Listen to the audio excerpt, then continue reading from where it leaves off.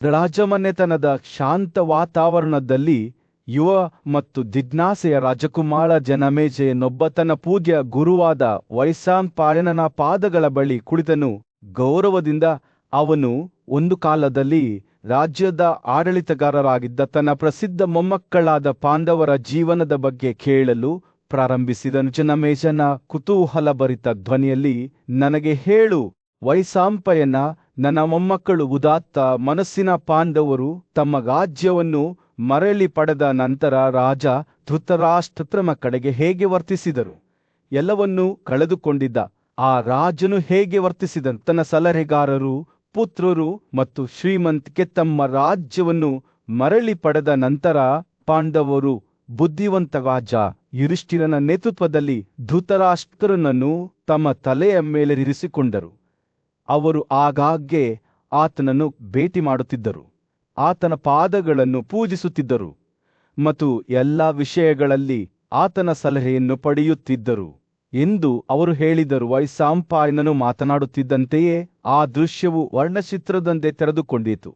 ಪಾಂಡವರು ಧೃತರಾಷ್ಟ್ರನ ಪಕ್ಕದಲ್ಲಿ ಕುಳಿತು ಆತನ ಬುದ್ಧಿವಂತಿಕೆಯ ಮಾತುಗಳನ್ನು ಕೇಳುತ್ತಿದ್ದಾಗ ರಾಜಮನೆತನದ ಆಸ್ಥಾನವು ನಗು ಮತ್ತು ಸಂಭಾಷಣೆ ಶಬ್ದದಿಂದ ತುಂಬಿತ್ತು. ಧೃತರಾಷ್ಟ್ರನ ವೈಶ್ಯ ಪತಿಯ ಪುತ್ರರಾದ ವಿದುರ, ಸಂಜಯ ಮತ್ತು ಯುಯುತ್ಸು ಭಕ್ತಿಯಿಂದ ಆತನ ಮೇಲೆ ಕಾಯುತ್ತಿದ್ದರು. ತನ್ನ ನ್ಯಾಯಯುತ ಸ್ವಭಾವಕ್ಕೆ ಹೆಸರುವಾಸಿಯಾದ ರಾಜ ಯುಧಿಷ್ಠಿರನು ಧೃತರಾಷ್ಟ್ರನಿಗೆ ಆಗಾಗ್ಗೆ ಹಾಸಿಗೆಗಳು, ನಿಲುವಂಗಿಗಳು, ಆಭರಣಗಳು ಮತ್ತು ಆಹಾರದಂತಹ ದುಬಾರಿ ಉಡುಗೊರೆಗಳನ್ನು ನೀಡುತ್ತಿದ್ದನು. ಕುಂತಿ, ದ್ರೌಪದಿ, ಸುಭದ್ರಾ ಮತ್ತು ಪಾಂಡವರ ಇತರ ಹೆಂಗಸರು ಗಾಂಧಾರಿ ಮತ್ತು ಧೃತರಾಷ್ಟ್ರರನ್ನು ತಮ್ಮ ಮಾವ ಮತ್ತು ಅತ್ತೆ ಎಂದು ಪರಿಗಣಿಸುತ್ತಿದ್ದರು. ವೈಶಂಪಾಯನನ ಕಥೆಯು ಮುಂದುವರೆದಂತೆ ಧೃತರಾಷ್ಟ್ರನ ನೋವನ್ನು ಶಮನಗೊಳಿಸಲು ಪಾಂಡವರು ಪ್ರಜ್ಞಾಪೂರ್ವಕ ಪ್ರಯತ್ನವನ್ನು ಮಾಡಿದ್ದಾರೆ ಎಂಬುದು ಸ್ಪಷ್ಟವಾಯಿತು. ಅವನು ಇನ್ನೂ ತನ್ನ ಪುತ್ರರು ಮತ್ತು ಸಲಹೆಗಾರರ ನಷ್ಟದಿಂದ ತತ್ತರಿಸುತ್ತಿದ್ದಾನೆ ಎಂದು ಅವರಿಗೆ ತಿಳಿದಿತ್ತು. ಅವನಿಗೆ ಸಮಾಧಾನವಾಗಲು ಯುಧಿಷ್ಠಿರನು ತನ್ನ ಸಹೋದರರಿಗೆ ಆಗಾಗ್ಗೆ ಹೇಳುತ್ತಿದ್ದನು, ನಾವು ನಮ್ಮ ಅಜ್ಜನಿಗೆ ನಿರ್ದಿಷ್ಟ ವಿಧೇಯತೆಯನ್ನು ತೋರಿಸಬೇಕು. ಆದಾಗ್ಯೂ ಒಂದು ವಿನಾಯಿತಿ ಇತ್ತು. ಪಾಸಾದಲ್ಲಿನ ಪಂದ್ಯದಲ್ಲಿ ಧೃತರಾಷ್ಟ್ರನ ಪಾತ್ರದ ಬಗ್ಗೆ ಇನ್ನೂ ಅಸಮಾಧಾನವನ್ನು ಹೊಂದಿದ್ದ ಭೀಮರಿದು ಅವರ ವನವಾಸಕ್ಕೆ ಕಾರಣವಾಯಿತು. ಅವನು ತನ್ನ ಭಾವನೆಗಳನ್ನು ಬದಿಗಿಡಲು ಪ್ರಯತ್ನಿಸಿದರೂ ಆ ದುಷ್ಟಕರ ದಿನಗಳ ನೆನಪುಗಳು ಅವನೊಳಗೆ ಆಳವಾಗಿ ಉಳಿದವು. ವೈಶಂಪಾಯನನು ಮಾತು ಮುಗಿಸಿದಾಗ ಜನಮೇಜಯನ ಕಣ್ಣುಗಳು ಆಶ್ಚರ್ಯದಿಂದ ಅಗಲವಾಗಿ ಶ್ರದ್ಧೆಯಿಂದ ಆಲಿಸುತ್ತಿದ್ದವು. ಅವನು ತನ್ನ ಮೊಮ್ಮಕ್ಕಳ ಶೌರ್ಯ ಮತ್ತು ಬುದ್ಧಿವಂತಿಕೆಯ ಕಥೆಗಳನ್ನು ಕೇಳಿದ್ದನು. ಆದರೆ ಸಹಾನುಭೂತಿ ಮತ್ತು ಕ್ಷಮೆಯ ಈ ಕಥೆಯು ಅವರ ಪಾತ್ರಕ್ಕೆ ಒಂದು ಹೊಸ ಮುಖವನ್ನು ಬಹಿರಂಗಪಡಿಸಿತು. ಅದು ಧರ್ಮ ಮತ್ತು ಅಹಿಂಸೆಯ ತತ್ವಗಳಿಂದ ಮಾರ್ಗದರ್ಶಿಸಲ್ಪಟ್ಟಿತು. ಸುತ್ತುತ್ತಿರುವ ಬೆಟ್ಟಗಳ ಮೇಲೆ ಸೂರ್ಯನು ಉದಯಿಸಿದ ಮತ್ತು ಗಂಗಾ ನದಿಯು ನಿಧಾನವಾಗಿ ಹರಿಯುತ್ತಿದ್ದ ಹಸ್ತಿನಾಪುರ ರಾಜ್ಯದಲ್ಲಿ ಕುರುರಾಜ ವಂಶದ ರಾಜನಾದ ಧೃತರಾಷ್ಟ್ರನು ತನ್ನ ಸಿಂಹಾಸನದ ಮೇಲೆ ಕುಳಿತನು. ಯುದ್ಧದಲ್ಲಿ ತನ್ನ ಪುತ್ರರು ಮತ್ತು ಮೊಮ್ಮಕ್ಕಳನ್ನು ಕಳೆದುಕೊಂಡ ದುಃಖದಿಂದ ಅವನ ಕಣ್ಣುಗಳು ಮಬ್ಬಾಗಿದ್ದರೂ ಅವನ ಸೋದರಳಿಯ ಪಾಂಡುವಿನ ಹಿರಿಯ ಮಗ ಯುಧಿಷ್ಠಿರನ ಬಗ್ಗೆ ಆಳವಾದ ಪ್ರೀತಿಯಿಂದ ಹೊಳೆಯುತ್ತಿದ್ದ ಬುದ್ಧಿವಂತ ಋಷಿಯಾದ ವೈಶಂಪಾಯನನು ಕಥೆಯನ್ನು ವಿವರಿಸಲು ಪ್ರಾರಂಭಿಸಿದಾಗ ಯುಧಿಷ್ಠಿರನು ತನ್ನ ಚಿಕ್ಕಪ್ಪನನ್ನು ಯಾವಾಗಲೂ ಹೇಗೆ ಗೌರವಿಸುತ್ತಿದ್ದನು, ಅವನನ್ನು ಅತ್ಯಂತ ಗೌರವ ಮತ್ತು ಗೌರವದಿಂದ ನಡೆಸಿಕೊಂಡಿದ್ದನು ಎಂಬುದರ ಬಗ್ಗೆ ಅವನು ಹೇಳಿದನು. ಅಂಬಿಕನ ರಾಜಪ್ರಭುತ್ವದ ಮಣ್ಣು ವೈಶಂಪಾಯನನು ತನ್ನ ಸಮಯವನ್ನು ಮೊದಲಿನಂತೆಯೇ ಸಂತೋಷದಿಂದ ಕಳೆದಿದೆ, ಋಷಿಗಳಿಂದ ಕಾಯುತ್ತಿತ್ತು ಮತ್ತು ಗೌರವಿಸಲ್ಪಟ್ಟಿದೆ ಎಂದು ಹೇಳಿದನು. ಯುಧಿಷ್ಠಿರನ ನೇತೃತ್ವದಲ್ಲಿ ಪಾಂಡವರು ತಮ್ಮ ಪೂರ್ವಜರ ಪ್ರಾಚೀನ ಸಂಪ್ರದಾಯಗಳನ್ನು ಅನುಸರಿಸಿ ಬ್ರಾಹ್ಮಣರಿಗೆ ಅರ್ಪಣೆಗಳನ್ನು ಮಾಡಿದರು. ಹಸ್ತಿನಾಪುರದ ಆಸ್ಥಾನದಲ್ಲಿ ರಾಜ ಧೃತರಾಷ್ಟ್ರನು ತನ್ನ ಸೋದರಳಿಯ ಭಕ್ತಿಯಿಂದ ತೀವ್ರವಾಗಿ ಪ್ರಭಾವಿತನಾದನು. ಅವನು ಯುಧಿಷ್ಠಿರನಲ್ಲಿ ತನ್ನ ಪ್ರತಿಬಿಂಬವನ್ನು ಕಂಡನು. ಅವನು ತುಂಬಾ ಕಳೆದುಕೊಂಡಿದ್ದನು, ಆದರೆ ಇನ್ನೂ ತನ್ನ ಕರ್ತವ್ಯ ಮತ್ತು ಗೌರವವನ್ನು ಉಳಿಸಿಕೊಂಡಿದ್ದನು. ವೃದ್ಧ ರಾಜನು ತನ್ನ ಸೋದರಳಿಯನಿಗೆ ಹೆಚ್ಚಿನ ಅನುಗ್ರಹವನ್ನು ತೋರಿಸಲು ಪ್ರಾರಂಭಿಸಿದನು. ಅವನು ಒಮ್ಮೆ ತನ್ನ ಸ್ವಂತ ಪುತ್ರರಿಗಾಗಿ ಮೀಸಲಿಟ್ಟಿದ್ದ ಸಂಪತ್ತು ಮತ್ತು ಅಧಿಕಾರವನ್ನು ಅವನಿಗೆ ನೀಡಿದನು. ದಿನಗಳು ಕಳೆದಂತೆ ಯುಧಿಷ್ಠಿರನ ಪ್ರಭಾವವು ಬೆಳೆಯಿತು ಮತ್ತು ಅದರೊಂದಿಗೆ ದೀರ್ಘಕಾಲದಿಂದ ದುಃಖದಲ್ಲಿ ಮುಳುಗಿದ್ದ ಧೃತರಾಷ್ಟ್ರನ ಪತಿ ಗಾಂಧಾರಿಯ ಪ್ರೀತಿಯೂ ಹೆಚ್ಚಾಯಿತು. ಆಕೆಯು ಪಾಂಡವರಲ್ಲಿ ಹೊಸ ಕುಟುಂಬವನ್ನು ನೋಡಲು ಪ್ರಾರಂಭಿಸಿದಳು. ಅದು ಆಕೆಗೆ ಸಂತೋಷ ಮತ್ತು ಸಾಂತ್ವನವನ್ನು ತಂದುಕೊಟ್ಟಿತು. ಯುಧಿಷ್ಠಿರ ಮತ್ತು ಆತನ ಸಹೋದರರು ತಮ್ಮ ಚಿಕ್ಕಪ್ಪನನ್ನು ದಯೆ ಮತ್ತು ಭಕ್ತಿಯಿಂದ ನೋಡಿಕೊಂಡಾಗ ಆಕೆಯ ದುಃಖವು ನಿಧಾನವಾಗಿ ಪ್ರೀತಿಗೆ ದಾರಿ ಮಾಡಿಕೊಟ್ಟಿತು. ರಾಜ ಧೃತರಾಷ್ಟ್ರನು ತನ್ನ ಸೋದರಳಿಯನ ಸಮ್ಮುಖದಲ್ಲಿ ಸಾಂತ್ವನವನ್ನು ಕಂಡನು. ಮುಂಜಾನೆ ಏಳುವ ಮೊದಲು ಅವನು ಆಚರಣೆಗಳು ಮತ್ತು ಪ್ರಾರ್ಥನೆಗಳ ಮೂಲಕ ತನ್ನನ್ನು ತಾನು ಶುದ್ಧೀಕರಿಸಿಕೊಳ್ಳುತ್ತಿದ್ದನು. ಪಾಂಡವರನ್ನು ಆಶೀರ್ವದಿಸುತ್ತಿದ್ದನು. ನಂತರ ಅವನು ಅವರನ್ನು ಆಶೀರ್ವದಿಸುತ್ತಿದ್ದನು. ಯುದ್ಧದಲ್ಲಿ ವಿಜಯ ಮತ್ತು ದೀರ್ಘಾಯುಷ್ಯವನ್ನು ಹಾರೈಸುತ್ತಿದ್ದನು. ಹಳೆಯ ರಾಜನ ಸಂತೋಷವು ಈಗ ಅವನ ಕತ್ತಲೆಯಾದ ಜಗತ್ತಿನಲ್ಲಿ ಬೆಳಕನ್ನು ತಂದ ಪಾಂಡುವಿನ ಪುತ್ರರಿಂದ ಪಡೆಯಲ್ಪಟ್ಟಿತು. ತನ್ನ ಚಿಕ್ಕಪ್ಪನ ನೋವನ್ನು ಅರಿತ ಯುಧಿಷ್ಠಿರನು ಅವನಿಗೆ ಎಲ್ಲಾ ಸಮಯದಲ್ಲೂ ದಯೆ ಮತ್ತು ಗೌರವವನ್ನು ತೋರಿಸುತ್ತಿದ್ದನು. ಅವನು ಆಗಾಗ್ಗೆ ಧೃತರಾಷ್ಟ್ರನಿಗೆ ಭೇಟಿ ನೀಡುತ್ತಿದ್ದನು, ಅವನ ಸಲಹೆಯನ್ನು ಕೇಳುತ್ತಿದ್ದನು ಮತ್ತು ಅವನ ಆದೇಶಗಳನ್ನು ಹಿಂಜರಿಯದೆ ಅನುಸರಿಸುತ್ತಿದ್ದನು. ವೃದ್ಧ ರಾಜನು ಈ ಭಕ್ತಿಗೆ ಕೃತಜ್ಞನಾಗಿದ್ದನು. ಇದು ತನ್ನ ಸ್ವಂತ ಮಕ್ಕಳೊಂದಿಗೆ ತಾನು ಹೊಂದಿದ್ದ ಒಳ್ಳೆಯ ಸಮಯವನ್ನು ನೆನಪಿಸಿತು. ಆದರೆ ಹಸ್ತಿನಾಪುರದಲ್ಲಿರುವರೆಲ್ಲರೂ ಪಾಂಡವರ ಬಗ್ಗೆ ಒಂದೇ ರೀತಿಯ ಪ್ರೀತಿಯನ್ನು ಹೊಂದಿರಲಿಲ್ಲ. ಯುಧಿಷ್ಠಿರನ ಸಹೋದರನಾದ ಭೀಮನಿಗೆ ಧೃತರಾಷ್ಟ್ರನ ಬಗ್ಗೆ ಇನ್ನೂ ಆಳವಾದ ಕೋಪವಿತ್ತು. ಆತ ಈ ಹಿಂದೆ ಅವರಿಗೆ ತೀವ್ರ ಅನ್ಯಾಯ ಮಾಡಿದನು. ಆತ ಬಾಹ್ಯವಾಗಿ ತನ್ನ ಚಿಕ್ಕಪ್ಪನ ಬಗ್ಗೆ ಗೌರವವನ್ನು ತೋರಿಸಿದರೂ ಆತನ ಹೃದಯವು ಅಸಮಾಧಾನದಿಂದ ಭಾರವಾಗಿತ್ತು. ವೈಶಂಪಾಯನ ಮುಗಿದಲ್ಲೇ ಕುರು ಸಾಮ್ರಾಜ್ಯದಲ್ಲಿ ರಾಜ ಧೃತರಾಷ್ಟ್ರ ಮತ್ತು ಅವನ ಕುಟುಂಬದ ಮೇಲೆ ಅಸಮಾಧಾನದ ಭಾವವು ನೆಲೆಗೊಳ್ಳಲು ಪ್ರಾರಂಭಿಸಿತು. ಒಂದು ಕಾಲದಲ್ಲಿ ಅವನ ಮತ್ತು ಅವನ ಸೋದರಳಿಯ ಯುಧಿಷ್ಠಿರನ ನಡುವಿನ ಸೌಹಾರ್ದಯುತ ಸಂಬಂಧವು ನಿಧಾನವಾಗಿ ಕ್ಷೀಣಿಸುತ್ತಿತ್ತು. ಏತನ್ಮಧ್ಯೆ ಶಕ್ತಿಶಾಲಿ ಮತ್ತು ಉದ್ವೇಗಭರಿತ ಪಾಂಡವ ಸಹೋದರನಾದ ಭೀಮನು ರಾಜನಿಗೆ ರಹಸ್ಯವಾಗಿ ತೊಂದರೆ ನೀಡುತ್ತಿದ್ದನು. ಅವನು ಆಗಾಗ್ಗೆ ಮೋಸಗಾರ ಸೇವಕರ ಮೂಲಕ ರಾಜನ ಆಜ್ಞೆಗಳನ್ನು ಧಿಕ್ಕರಿಸುತ್ತಿದ್ದನು ಮತ್ತು ಅವನ ಕಾರ್ಯಗಳು ಧೃತರಾಷ್ಟ್ರನಿಗೆ ನಿರಂತರ ಹತಾಶೆಯ ಮೂಲವಾಗಿದ್ದ. ಒಂದು ದಿನ ರಾಜ ಮತ್ತು ಗಾಂಧಾರಿಯ ಮುಂದೆ ಭೀಮನು ತನ್ನ ಕುಟುಂಬದ ಬಗ್ಗೆ ಕೋಪ ಮತ್ತು ಅಸಮಾಧಾನವನ್ನು ಹೊರಹಾಕಿದನು. ನಿನ್ನ ಮಕ್ಕಳನ್ನು ಅವರ ಮರಣಕ್ಕೆ ಕಳುಹಿಸಿದವನು ನಾನೇ, ವಿಜಯದ ಸಂಕೇತವಾಗಿ ತನ್ನ ಕೈಗಳನ್ನು ಹೊಡೆದು ಘೋಷಿಸಿದನು. ಈ ಕಬ್ಬಿಣದ ದಂಡೆಗಳು ಅವರೆಲ್ಲರನ್ನೂ ಹತ್ತಿಕ್ಕಿವೆ. ಭೀಮನ ಮಾತುಗಳಿಂದ ರಾಜನು ದಿಗ್ಭ್ರಮೆಗೊಂಡನು ಮತ್ತು ಗಾಂಧಾರಿಯು ಅವನನ್ನು ಶಾಂತಗೊಳಿಸಲು ಪ್ರಯತ್ನಿಸಿದನು. ಆದರೆ ಧೃತರಾಷ್ಟ್ರನಿಗೆ ತನ್ನೊಳಗೆ ಬೆಳೆಯುತ್ತಿದ್ದ ಹತಾಶೆಯ ಭಾವನೆಯನ್ನು ಅಲುಗಾಡಿಸಲು ಸಾಧ್ಯವಾಗಲಿಲ್ಲ. ವರ್ಷಗಳು ಉರುಳಿದಂತೆ ಧೃತರಾಷ್ಟ್ರನು ದುಃಖದಲ್ಲಿ ಮುಳುಗುತ್ತಿದ್ದನು. ಆತ ಆಗಾಗ್ಗೆ ಸ್ವಲ್ಪ ಆಹಾರವನ್ನು ತಿನ್ನುತ್ತಿದ್ದನು. ಅದು ಆತನ ಬಾಯಾರಿಕೆಯನ್ನು ತಣಿಸಲು ಸಾಕಾಗುತ್ತಿತ್ತು ಮತ್ತು ತನ್ನ ದಿನಗಳನ್ನು ನೆಲದ ಮೇಲೆ ಮಲಗಿ ಮೌನ ಧ್ಯಾನದ ಸ್ಥಿತಿಯಲ್ಲಿ ಪ್ರಾರ್ಥನೆಗಳನ್ನು ಪಠಿಸುತ್ತಿದ್ದನು. ಆತನ ಪತಿ ಗಾಂಧಾರಿಯು ಇದೇ ರೀತಿಯ ತಪಸ್ಸನ್ನು ಆಚರಿಸುತ್ತಾ ಮತ್ತು ಶಾಂತ ಭಕ್ತಿಯಲ್ಲಿ ವಾಸಿಸುತ್ತಾ ತನ್ನ ಪ್ರತಿಜ್ಞೆಯನ್ನು ಹಂಚಿಕೊಂಡಳು. ಒಂದು ದಿನ ಧೃತರಾಷ್ಟ್ರನು ದೂರದಿಂದ ಸಾಕಷ್ಟು ಆಳ್ವಿಕೆ ನಡೆಸಬೇಕೆಂದು ನಿರ್ಧರಿಸಿದನು. ಅವನು ಯುಧಿಷ್ಠಿರನನ್ನು ತನ್ನ ಮುಂದೆ ಬಂದು ರಾಜನಾಗಿ ವಿಫಲನಾಗಿದ್ದಕ್ಕಾಗಿ ತನ್ನ ಆಳವಾದ ವಿಷಾದವನ್ನು ಹಂಚಿಕೊಳ್ಳುವಂತೆ ಕರೆದನು. ನಾನು ನನ್ನ ಸ್ವಂತ ತಪ್ಪಿನ ಮೂಲಕ ನಮ್ಮ ಕುಟುಂಬದ ಅವನತಿಯನ್ನು ತಂದಿದ್ದೇನೆ ಎಂದು ಒಪ್ಪಿಕೊಂಡನು.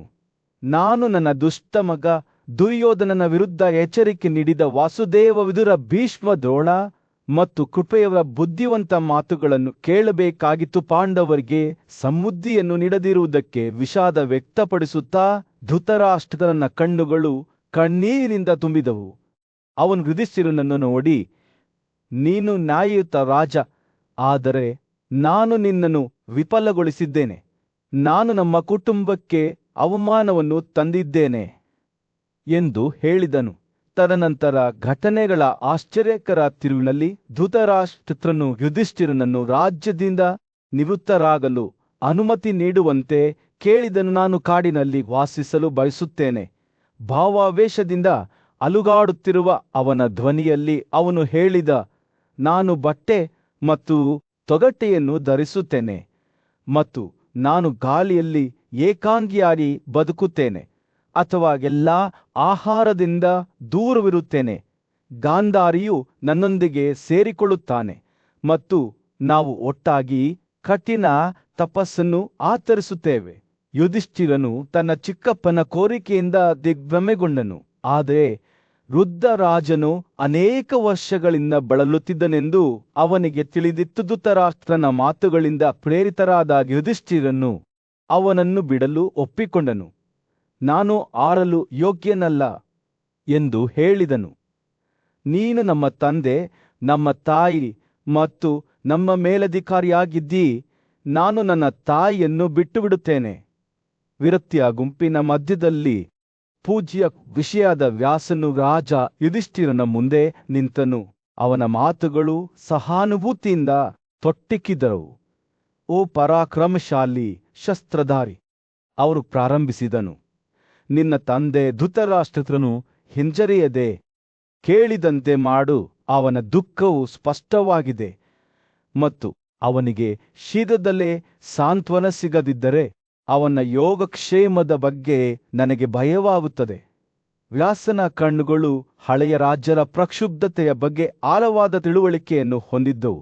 ಅವನು ಮಾತನಾಡುವಾಗ ಗಾಂಧಾರಿಯಾದ ರಾಣಿ ದುಃಖದಿಂದ ತನ್ನ ಮುಖವನ್ನು ಕೆತ್ತಿಕೊಂಡಿದ್ದರು. ಅವಳು ತನ್ನ ವಿಲಾಪವನ್ನು ಹಾಡುತ್ತಿರುವಾಗ ಅವಳ ಧ್ವನಿಯು ಸ್ಥಿರವಾಗಿತ್ತು. ವ್ಯಾಸನ ಮಾತುಗಳು ಇಡೀ ಕುಟುಂಬಕ್ಕೆ ಸಹಾನುಭೂತಿಯಿಂದ ಕೂಡಿತ್ತು ಮತ್ತು ಅವನ ಧ್ವನಿಯು ಸೌಮ್ಯವಾದ ಮನವೊಲಿಸುವಿಕೆಯಾಗಿತ್ತು. ವೃದ್ಧ ರಾಜನು ನಿಮ್ಮ ಅನುಮತಿಯನ್ನು ಪಡೆಯಲಿ. ಅವನು ಯುಧಿಷ್ಠಿರನನ್ನು ಈ ಅರಮನೆಯ ಗೋಡೆಗಳೊಳಗೆ ಅವಮಾನದಿಂದ ಅವನು ಹಾದು ಹೋಗಬಾರದು ಎಂದು ಒತ್ತಾಯಿಸಿದನು. ಯುಧಿಷ್ಠಿರನು ವ್ಯಾಸನ ಮಾತುಗಳನ್ನು ಶ್ರದ್ಧೆಯಿಂದ ಆಲಿಸಿದನು. ಅವನ ಅಭಿವ್ಯಕ್ತಿಯು ವಿಷಯ ಬಗೆಗಿನ ಅವನ ಗೌರವಕ್ಕೆ ಸಾಕ್ಷಿಯಾಗಿದೆ. ಅವನು ವ್ಯಾಸನನ್ನು ತನ್ನ ರಾಜ್ಯದ ರಾಜನೆಂಬಂತೆ ತನ್ನ ಗುರು ಮತ್ತು ಆಶ್ರಯವೆಂದು ಒಪ್ಪಿಕೊಂಡು ಗೌರವದಿಂದ ತನ್ನ ತಲೆಯನ್ನು ಬಾಗಿಸಿದನು. ವಿನಮ್ರತೆಯಿಂದ ಯುಧಿಷ್ಠಿರನು, ಓ ವ್ಯಾಸನೇ, ನಿನ್ನ ಪವಿತ್ರ ಆತ್ಮವನ್ನು ನಾವು ಬಹಳ ಗೌರವದಿಂದ ಹಿಡಿದಿದ್ದೇವೆ. ನೀನು ಒಬ್ಬನೇ ನಮ್ಮ ಗುರು, ನಮ್ಮ ರಾಜ ಮತ್ತು ನಮ್ಮ ತಂದೆ ಎಂದು ಹೇಳಿದನು. ಯುವರಾಜನ ಮಾತುಗಳಿಂದ ವ್ಯಾಸನ ಮುಖವು ಮೃದುಗೊಂಡಿತು. ಅವನ ಕಣ್ಣುಗಳು ತಾನು ನಿರ್ದೇಶಿಸಿದ ರಾಜಕುಮಾರನ ಬಗ್ಗೆ ಆಳವಾದ ಪ್ರೀತಿಯಿಂದ ಹೊಳೆಯುತ್ತಿದ್ದವು. ಅವನು ತನ್ನ ತಲೆಯನ್ನು ತಲೆಯಾಡಿಸಿದನು. ಓ ಪರಾಕ್ರಮಶಾಲಿ ಶಸ್ತ್ರಧಾರಿ, ಈ ರಾಜನು ವೃದ್ಧಾಪ್ಯವನ್ನು ತಲುಪಿದ್ದಾನೆ ಮತ್ತು ಇದು ಎಲ್ಲ ರಾಜ ಋಷಿಗಳ ಮಾರ್ಗವನ್ನು ಅನುಸರಿಸುವ ಸಮಯವಾಗಿದೆ. ವ್ಯಾಸನ ಧ್ವನಿಯು ಸಂಪ್ರದಾಯ ಮತ್ತು ಬುದ್ಧಿವಂತಿಕೆಯ ಭಾರವನ್ನು ಹೊತ್ತಿತು. ಮುಂದುವರೆದಂತೆ ಯುಧಿಷ್ಠಿರನ ತಂದೆ ರಾಜ ಪರಂಡು ಅವರ ನೆನಪುಗಳು ಅವರ ಮನಸ್ಸಿನಲ್ಲಿ ತುಂಬಿದವು. ಓ ಗಾಜರ ರಾಜರೇ, ನಿಮ್ಮ ರಾಜ ಅವರು ನಾಸ್ಟಾಲ್ಜಿಯ ಸುಳಿವಿನೊಂದಿಗೆ ಹೇಳಿದರು. ಈ ಹಳೆಯ ರಾಜನನ್ನು ಶಿಷ್ಯನು ತನ್ನ ಗುರುವನ್ನು ಗೌರವಿಸುತ್ತಾನೆ. ವ್ಯಾಸನ ಕಣ್ಣುಗಳು ಯುಗಯುಗಗಳಲ್ಲಿ ಅಲೆದಾಡುತ್ತಿರುವಂತೆ ಕಾಣುತ್ತಿದ್ದವು. ರಾಜ ಪಾಂಡು ಧೃತರಾಷ್ಟ್ರನ ಗೌರವಾರ್ಥ ಮಾಡಿದ ಮಹಾನ್ ತ್ಯಾಗಗಳು ಮತ್ತು ಉಡುಗೊರೆಗಳನ್ನು ನೆನಪಿಸಿಕೊಳ್ಳುತ್ತಿದ್ದ ಯುಧಿಷ್ಠಿರನು ಗಮನವಿಟ್ಟು ಆಲಿಸುತ್ತಿದ್ದನು. ಅವನ ತಿಳುವಳಿಕೆಯು ಪ್ರತಿ ಕ್ಷಣಕ್ಕೂ ಬೆಳೆಯುತ್ತಿತ್ತು. ಅವನ ತಂದೆಯು ಯಾವಾಗಲೂ ಧೃತರಾಷ್ಟ್ರನನ್ನು ಉನ್ನತ ಗೌರವದಲ್ಲಿಟ್ಟುಕೊಂಡಿದ್ದನೆಂದು ಅವನಿಗೆ ತಿಳಿದಿತು ಮತ್ತು ಈಗ ಅವನು ಅದನ್ನು ಅನುಸರಿಸುವ ಸಮಯ ಬಂದಿದೆ. ಶಾಂತವಾದ ಸಂಕಲ್ಪದೊಂದಿಗೆ ಯುಧಿಷ್ಠಿರನು ಹಾಗಿರಲಿ ಎಂದು ಹೇಳಿದನು. ಅವನ ಮಾತುಗಳು ಸಂಪ್ರದಾಯದ ಬಗೆಗಿನ ಅವನ ಗೌರವ ಮತ್ತು ಹೆಚ್ಚಿನ ಒಳಿತಿಗಾಗಿ ವೈಯಕ್ತಿಕ ಭಾವನೆಗಳನ್ನು ಬದಿಗಿರಿಸುವ ಇಚ್ಛೆಗೆ ಸಾಕ್ಷಿಯಾಗಿವೆ. ವ್ಯಾಸನು ಕಾಡಿಗೆ ಹೊರಟಾಗ ಯುಧಿಷ್ಠಿರನು ಹೊಸ ತಿಳುವಳಿಕೆಯೊಂದಿಗೆ ತನ್ನ ತಂದೆಯ ಕಡೆಗೆ ತಿರುಗಿದ್ದನು. ಅವನು ಧೃತರಾಷ್ಟ್ರನ ಮುಂದೆ ಮೊಳಕಾಲೂರಿ ತನ್ನ ತಲೆಯನ್ನು ನಮ್ರತೆಯಿಂದ ಬಾಗಿಸಿ, ಪವಿತ್ರ ವ್ಯಾಸನು ಹೇಳಿದ್ದನ್ನು ನಿನ್ನ ಸ್ವಂತ ಉದ್ದೇಶವೇನು? ನಾನು ವೇಗವಾಗಿ ಸಾಧಿಸುತ್ತೇನೆ ಎಂದು. ಯುವರಾಜನ ಮಾತುಗಳು. ಹಸ್ತಿನಾಪುರದಲ್ಲಿ ಸೂರ್ಯನು ಮುಳುಗಲು ಪ್ರಾರಂಭಿಸಿದಾಗ ಮಹಾನ್ ಶಕ್ತಿ ಮತ್ತು ಬುದ್ಧಿವಂತನಾದ ರಾಜ ಧೃತರಾಷ್ಟ್ರನು ನಿಧಾನವಾಗಿ ತನ್ನ ಅರಮನೆಗೆ ಮರಳಿದನು. ಅವನೊಂದಿಗೆ ಎಲ್ಲಾ ಕರ್ತವ್ಯಗಳಲ್ಲಿ ಪಾರಂಗತರಾಗಿದ್ದ ಅವನ ಹೆಂಡತಿ ಗಾಂಧಾರಿಯೂ ಇದ್ದಳು. ಅವರನ್ನು ಬುದ್ಧಿವಂತ ಮತ್ತು ವಿದ್ಯಾವಂತ ಸಲಹೆಗಾರನಾದ ವಿದುರ ಮತ್ತು ರಾಜನ ಸಾರಥಿಯಾದ ಸಂಜಯ ಮತ್ತು ನುರಿತ ಬಿಲ್ಲುಗಾರನಾದ ಕೃಪಾ ಹಿಂಬಾಲಿಸಿದರು. ಅವರು ಅರಮನೆಯನ್ನು ಪ್ರವೇಶಿಸಿದಾಗ ಧೃತರಾಷ್ಟ್ರನು ಬೆಳಗಿನ ಆಚರಣೆಗಳನ್ನು ನಡೆಸಿ ದೇವರಿಗೆ ಪ್ರಾರ್ಥನೆ ಸಲ್ಲಿಸಿ ಮತ್ತು ಪವಿತ್ರ ವಿಧಿಗಳನ್ನು ನೆರವೇರಿಸಿದನು. ನಂತರ ಅವನ ಸೊಸೆಯರು ಅವನೊಂದಿಗೆ ಸೇರಿಕೊಂಡರು. ಅವರು ಅವನಿಗೆ ಗೌರವ ಸಲ್ಲಿಸಲು ಬಂದಿದ್ದರು. ಅವರು ವಿವಿಧ ಉಡುಗೊರೆಗಳನ್ನು ನೀಡಿದರು ಮತ್ತು ಒಟ್ಟಿಗೆ ಸ್ವಲ್ಪ ಆಹಾರವನ್ನು ತೆಗೆದುಕೊಂಡರು. ಊಟದ ನಂತರ ಯುಧಿಷ್ಠಿರನ ನೇತೃತ್ವದಲ್ಲಿ ಪಾಂಡವರು ವೃದ್ಧ ರಾಜನ ಬಳಿಗೆ ಬಂದು ಅವನ ಸುತ್ತ ಕುಳಿತರು. ಧೃತರಾಷ್ಟ್ರನ ಮಗನು ಯುಧಿಷ್ಠಿರನನ್ನು ಪ್ರೀತಿಯಿಂದ ಸಂಬೋಧಿಸುತ್ತಾ, ನನ್ನ ಪ್ರಿಯ ಮಗನೇ, ನೀನು ಯಾವಾಗಲೂ ರಾಜ್ಯದ ವಿಷಯಗಳಲ್ಲಿ ಬುದ್ಧಿವಂತಿಕೆಯಿಂದ ವರ್ತಿಸಬೇಕು. 8 ಅಂಗರುಳ್ಳ ರಾಜ್ಯದ ಆಡಳಿತಗಾರನಾಗಿ ನೀನು ಎಲ್ಲಕ್ಕಿಂತ ಹೆಚ್ಚಾಗಿ ನೀತಿ ಮತ್ತು ನ್ಯಾಯಕ್ಕೆ ಆದ್ಯತೆ ನೀಡಬೇಕು ಎಂದು ಹೇಳಿದನು. ಧೃತರಾಷ್ಟ್ರನು ತನ್ನ ಮಗನಿಗೆ ಸಲಹೆ ನೀಡುವುದನ್ನು ಮುಂದುವರೆಸಿದನು. ಕಲಿಕೆಯಲ್ಲಿ ವಯಸ್ಸಾದವರನ್ನು ಗೌರವಿಸಬೇಕು ಮತ್ತು ಅವರ ಸಲಹೆಯನ್ನು ಕೇಳಬೇಕು ಎಂದು ಹೇಳಿದನು. ಅವರು ಕ್ರಮ ತೆಗೆದುಕೊಳ್ಳುವ ಮೊದಲು ಬುದ್ಧಿವಂತರೊಂದಿಗೆ ಸಮಾಲೋಚಿಸುವ ಮಹತ್ವವನ್ನು ಒತ್ತಿ ಹೇಳಿದರು ಮತ್ತು ಗೌಪ್ಯ ವಿಷಯಗಳನ್ನು ಇತರರಿಗೆ ಬಹಿರಂಗಪಡಿಸದಂತೆ ಎಚ್ಚರಿಕೆ ನೀಡಿದರು. ಅವರು ಒಟ್ಟಿಗೆ ಕುಳಿತಾಗ ಧೃತರಾಷ್ಟ್ರನು ರಾಜ್ಯವನ್ನು ಆಳುವ ಸಮಗ್ರ ಯೋಜನೆಯನ್ನು ರೂಪಿಸಿದನು. ನಿಷ್ಠಾವಂತ ಮತ್ತು ಪ್ರಾಮಾಣಿಕ ಮಂತ್ರಿಗಳೊಂದಿಗೆ ತನ್ನನ್ನು ಸುತ್ತುವರಿಯಲು, ವಿಶ್ವಾಸಾರ್ಹ ಗೂಢಚಾರರ ಮೂಲಕ ಮಾಹಿತಿಯನ್ನು ಸಂಗ್ರಹಿಸಲು ಮತ್ತು ತನ್ನ ವ್ಯಕ್ತಿ ಮತ್ತು ಕುಟುಂಬವನ್ನು ಯಾವುದೇ ಕಾರಣಕ್ಕೂ ರಕ್ಷಿಸಲು ಅವನು ಯುಧಿಷ್ಠಿರನಿಗೆ ಸಲಹೆ ನೀಡಿದನು. ರಾಜನು ನಗರ ಮತ್ತು ಪ್ರಾಂತ್ಯಗಳಲ್ಲಿ ಸುವ್ಯವಸ್ಥೆಯನ್ನು ಕಾಪಾಡಿಕೊಳ್ಳುವ ಅಗತ್ಯವನ್ನು ಒತ್ತಿ ಹೇಳಿದನು. ನ್ಯಾಯವನ್ನು ಎತ್ತಿ ಹಿಡಿಯಲಾಗಿದೆಯೇ ಮತ್ತು ನ್ಯಾಯಯುತವಾಗಿ ಶಿಕ್ಷೆಗಳನ್ನು ವಿಧಿಸಲಾಗಿದೆಯೇ ಎಂದು ಖಚಿತಪಡಿಸಿಕೊಂಡನು. ಆತನು ಭ್ರಷ್ಟಾಚಾರ ಮತ್ತು ಲಂಚದ ವಿರುದ್ಧ ಎಚ್ಚರಿಕೆ ನೀಡಿದನು ಮತ್ತು ಯುಧಿಷ್ಠಿರನಿಗೆ ತನ್ನ ದೌರ್ಬಲ್ಯಗಳ ಜೊತೆಗೆ ತನ್ನ ಶತ್ರುಗಳ ದೌರ್ಬಲ್ಯಗಳ ಬಗ್ಗೆಯೂ ಜಾಗರೂಕರಾಗಿರಲು ಸಲಹೆ ನೀಡಿದರು. ಸಂಜೆಯಾಗುತ್ತಿದ್ದಂತೆ ಧೃತರಾಷ್ಟ್ರನ ಆಲೋಚನೆಗಳು ತನ್ನ ರಾಜ್ಯದ ನಿರ್ವಹಣೆಯತ್ತ ತಿರುಗಿದವು. ಅವನು ಯುಧಿಷ್ಠಿರನಿಗೆ ತನ್ನ ಸಮಯವನ್ನು ಬುದ್ಧಿವಂತಿಕೆಯಿಂದ ವಿಭಜಿಸಿ ವಿವಿಧ ಕಾರ್ಯಗಳಿಗೆ ನಿರ್ದಿಷ್ಟ ಸಮಯವನ್ನು ನಿಗದಿಪಡಿಸುವಂತೆ ಸಲಹೆ ನೀಡಿದನು. ಬೆಳಿಗ್ಗೆ ಅವನು ಆಡಳಿತಾತ್ಮಕ ವಿಷಯಗಳಿಗೆ ಹಾಜರಾಗಿ ಖಜಾನೆಯನ್ನು ಪರಿಶೀಲಿಸಬೇಕು. ಮಧ್ಯಾಹ್ನವು ಮಿಲಿಟರಿ ಪಡೆಗಳನ್ನು ಪರಿಶೀಲಿಸಲು ಮತ್ತು ಕ್ರೀಡೆಯಲ್ಲಿ ತೊಡಗಿಸಿಕೊಳ್ಳಲು ಮೀಸಲಾಗಿರುತ್ತದೆ. ಸಂಜೆ ರಾಯಭಾರಿಗಳು ಮತ್ತು ಗೂಢಚಾರರಿಗೆ ಮೀಸಲಾಗಿರುತ್ತದೆ. ಆದರೆ ತಡರಾತ್ರಿಯೂ ಮರುದಿನಕ್ಕಾಗಿ ಯೋಜನೆಯನ್ನು ಕಳೆಯುತ್ತದೆ. ವೃದ್ಧರಾಜವು ಮಾತನಾಡುವುದನ್ನು ಮುಗಿಸಿದಾಗ ಯುಧಿಷ್ಠಿರನು ಶ್ರದ್ಧೆಯಿಂದ ಆಲಿಸಿದನು.